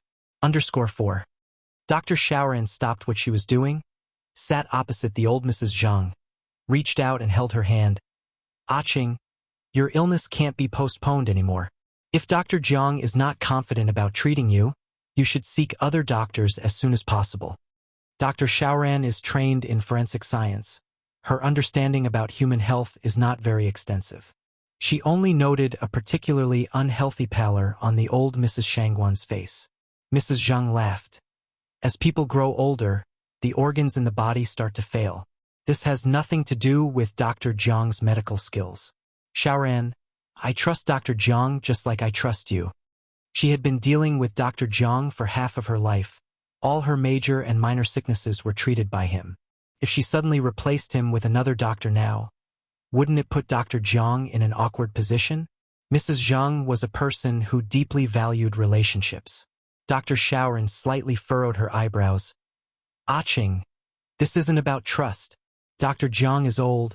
His education is old-fashioned. Some young doctors are actually more professional than him. Dr. Xiaoran had met Dr. Jiang before. He was a very kind old man. Dr. Xiaoran did not doubt his character, but she felt that his medical expertise wasn't that strong. Mrs. Zhang continued, I understand. All right, let's not discuss this any further. If the identification results are ready, Make sure to inform me first. Yes. Dr. Xiaoran nodded and escorted Mrs. Zhang out. Butler Lu was standing by the laboratory door. Wuxia World. Site Wuxia World. Site. Upon seeing Dr. Xiaoran helping Mrs. Zhang out, he immediately stepped forward and took Mrs. Zhang's arm. Madam. Mrs. Zhang seemed taken aback. Butler Lu, why are you here? She did not inform anyone that she was coming. Madam, let's get in the car first. Butler Lu did not answer Mrs. Zhang's question directly and opened the rear door of the car. As soon as the car door closed, an old voice echoed in the air. Aching, how are the identification results? Mrs. Zhang turned her head to see Mr. Zhang Jun sitting beside her. Over the years, Mr. Zhang Jun indulged himself in opera and gardening. He hardly cared about what happened in the outside world or within the Zhang family. All these matters were handled by Mrs. Zhang alone. Previously, when Mrs. Zhang was busy searching for their daughter, Mr. Zhang didn't poke his nose into it. But this time, Mr. Zhang even followed her here, which surprised Mrs. Zhang. Mrs. Zhang shook her head. Xiaoran said the machine had some problems. We have to wait for a new one to arrive. The identification results may not come out until after the new year. Hearing this, Mr. Zhang sighed. There was silence in the car. After a long while, Mr. Zhang spoke again. Is that child really similar to our Tingting? Yes. Mrs. Zhang nodded. Very similar, especially her daughter. She looks exactly like Tingting when she was young. Aching. Mr. Zhang suddenly held Mrs. Zhang tightly, his voice choked with emotion. Do you think I will have the chance to see Tingting in this lifetime? Mr. Zhang was 12 years older than Mrs. Zhang. He is over 70 years old this year. He feared he might never see his only daughter again. Over the years, it wasn't that he didn't miss his daughter, he just didn't show it. He was afraid that his yearning would emotionally burden Mrs. Zhang, so he sought solace in gardening and dramatic arts. But recently, he felt that his health was deteriorating, and often dreamt of his long-deceased parents. They didn't speak in his dreams. They just smiled and gestured him to come over. Mr. Zhang had a constant feeling that his end was near. Mrs. Zhang's eyes started to tear up. What nonsense are you talking about? You will definitely meet Tingting. We both will see Tingting together. The elderly couple sobbed together. The atmosphere in the car became suffocating and tense. After a long while, the two old people managed to calm their emotions. Mrs. Zhang spoke to Butler Lu, who was driving at the front. Butler Lu, let's go to Dr. Wang. At that time, there were 2 strands of hair. One was given to Dr. Xiaoran, and another one was given to Dr. Wang. All right, didn't you say that you don't trust Dr. Wang? Mr. Zhang turned his head to look at Mrs. Zhang. Although Mr. Zhang didn't have much of a presence in the Zhang family and was not involved in the family affairs, his knowledge about the family wasn't less than Mrs. Zhang's. Mrs. Zhang continued, what if Dr. Wang comes up with useful evidence? At this point, they wouldn't give up on even the slightest bit of hope.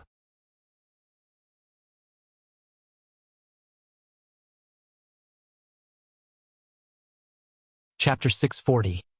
To get rich, first build roads. _5. Old Mr. Zhang nodded. Dr. Xiaoran watched the direction in which the sedan had vanished and let out a deep sigh.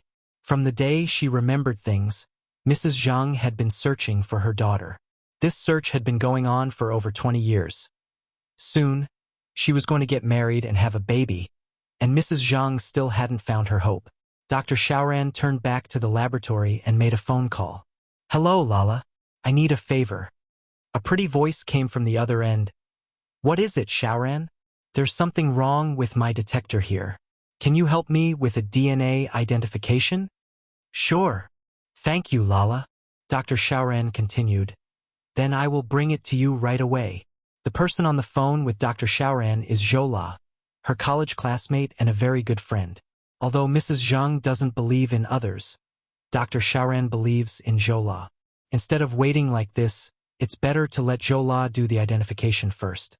With it under her name, no one would be the wiser. Wuxia World. Site Wuxia World. Site. After hanging up the phone, Dr. Xiaoran rode her bicycle to deliver the materials to Jola. Jola is a very enthusiastic person. She took the materials. Rest assured, Xiaoran. I've got this. Dr. Xiaoran hugged Jola. Thank you so much. That aunt of mine is really anxious to find her biological daughter. You're welcome. Jola patted Dr. Xiaoran on the back. She too had experienced the pain of losing a loved one, so she knew the pain of parting. Here, old Mrs. Zhang and old Mr. Zhang arrived at Dr. Wang's place. Dr. Wang warmly welcomed the elderly couple. Old Mrs. Zhang made her request directly, without beating around the bush. Dr. Wang pushed up his glasses that were resting on his nose bridge. Mr. and Mrs. Zhang, please be mentally prepared. Old Mrs. Zhang nodded. Old Mr. Zhang took a sip of water from the cup he held. Only then did Dr. Wang bring out the identification report. Unfortunately, the identification results show that there is no biological relationship between the two of you and the other party. Even though they had already anticipated this result, old Mr. Zhang and old Mrs. Zhang couldn't help but feel disappointed. After a while, old Mrs. Zhang took the identification report from Dr. Wang's hand. All right, I understand. Dr. Wang continued. It has been 34 years since the incident. Everything has changed. I would advise you not to dwell on it. The greater the hope, the greater the disappointment. At your age, you cannot withstand the turmoil or shocks. Living in the present is most important. Old Mrs. Zhang nodded. Old Mr. Zhang angrily stood up, his eyes bloodshot. Go to hell with your living in the present, because the lost one isn't your daughter. For many years, this was the first time that old Mrs. Zhang saw old Mr. Zhang lose his temper like this. She looked at old Mr. Zhang, and tears streamed down her face. Turns out, the person who seems to care the least is the one who cares the most. Dr. Wang was startled, his voice trembling. Mr. Zhang, getting angry won't help this situation. It had been 33 years. Who knew if their daughter was dead? Let's go. Old Mrs. Zhang took hold of old Mr. Zhang's arm. Old Mr. Zhang pinched his temples, following old Mrs. Zhang out. Your grandpa sure has quite a temper. As the old couple left, a young man and woman appeared from the yard. Zhang Xianjing took a deep breath. My grandfather just misses my aunt too much. I just remembered that I have something to do. I have to go now. Please tell my uncle not to be angry with my grandpa. The young man had a look of regret on his face, reaching out to hold Zhang Xianjing's hand. Xianjing, didn't we agree to go watch a movie later? This young man was none other than Dr. Wang's son, Wang Xiaoxing. Zhang Xianjing said, I really do have something. When I'm free, I'll definitely go to the movies with you.